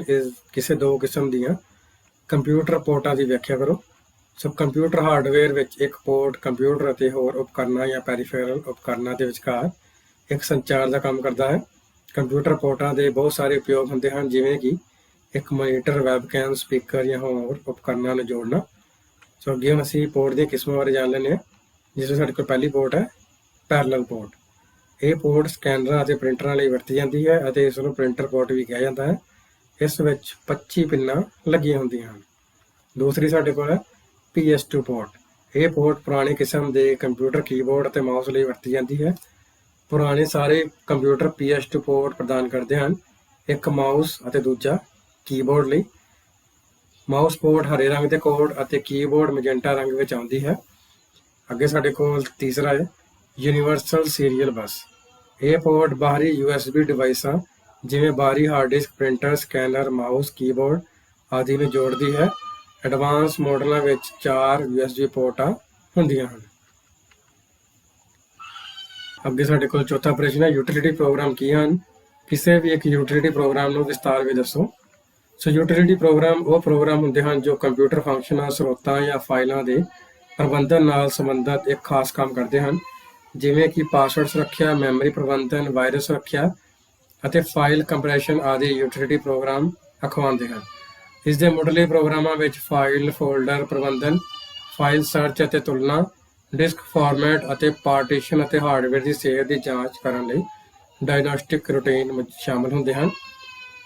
ਸੋ ਅੱਗੇ ਸਾਡੇ ਕੋਲ ਪਹਿਲਾ ਯੂਟਿਲਿਟੀ ਪ੍ਰੋਗਰਾਮ ਹੈ ਫਾਈਲ ਕੰਪਰੈਸ਼ਨ ਟੂਲ। ਸੋ ਫਾਈਲ ਕੰਪਰੈਸ਼ਨ ਟੂਲ ਦੀ ਵਰਤੋਂ ਕਰਕੇ ਇੱਕ ਫਾਈਲ ਦੀ ਪੈਕੇਜਿੰਗ ਕਰਨ ਦੀ ਪ੍ਰਕਿਰਿਆ ਹੁੰਦੀ ਹੈ। ਇਸ ਦੇ ਰਾਹੀਂ ਅਸੀਂ ਆਪਣੇ ਕੰਪਿਊਟਰ ਸਿਸਟਮ ਵਿੱਚ ਬਹੁਤ ਸਾਰੀਆਂ ਫਾਈਲਾਂ ਨੂੰ ਕੰਪਰੈਸ ਕਰਕੇ ਰੱਖ ਸਕਦੇ ਹਾਂ, ਜਿਸ ਨਾਲ ਇਹਨਾਂ ਕੰਪਰੈਸ ਕੀਤੀਆਂ ਫਾਈਲਾਂ ਦਾ ਆਕਾਰ ਅਸਲ ਫਾਈਲਾਂ ਦੇ ਆਕਾਰ ਨਾਲੋਂ ਅੱਧਾ ਹੋ ਜਾਂਦਾ ਹੈ ਅਤੇ ਇਸ ਨਾਲ ਹਾਰਡ ਡਿਸਕ ਵਿੱਚ ਇਹ ਫਾਈਲਾਂ ਘੱਟ ਥਾਂ ਘੇਰਦੀਆਂ ਹਨ। ਅਗਲਾ ਸਾਡੇ ਕੋਲ ਪ੍ਰਸ਼ਨ ਹੈ ਸ਼ਟਿੰਗ ਡਾਊਨ ਵਿਕਲਪ ਕੀ ਹਨ, ਸਮਝਾਓ।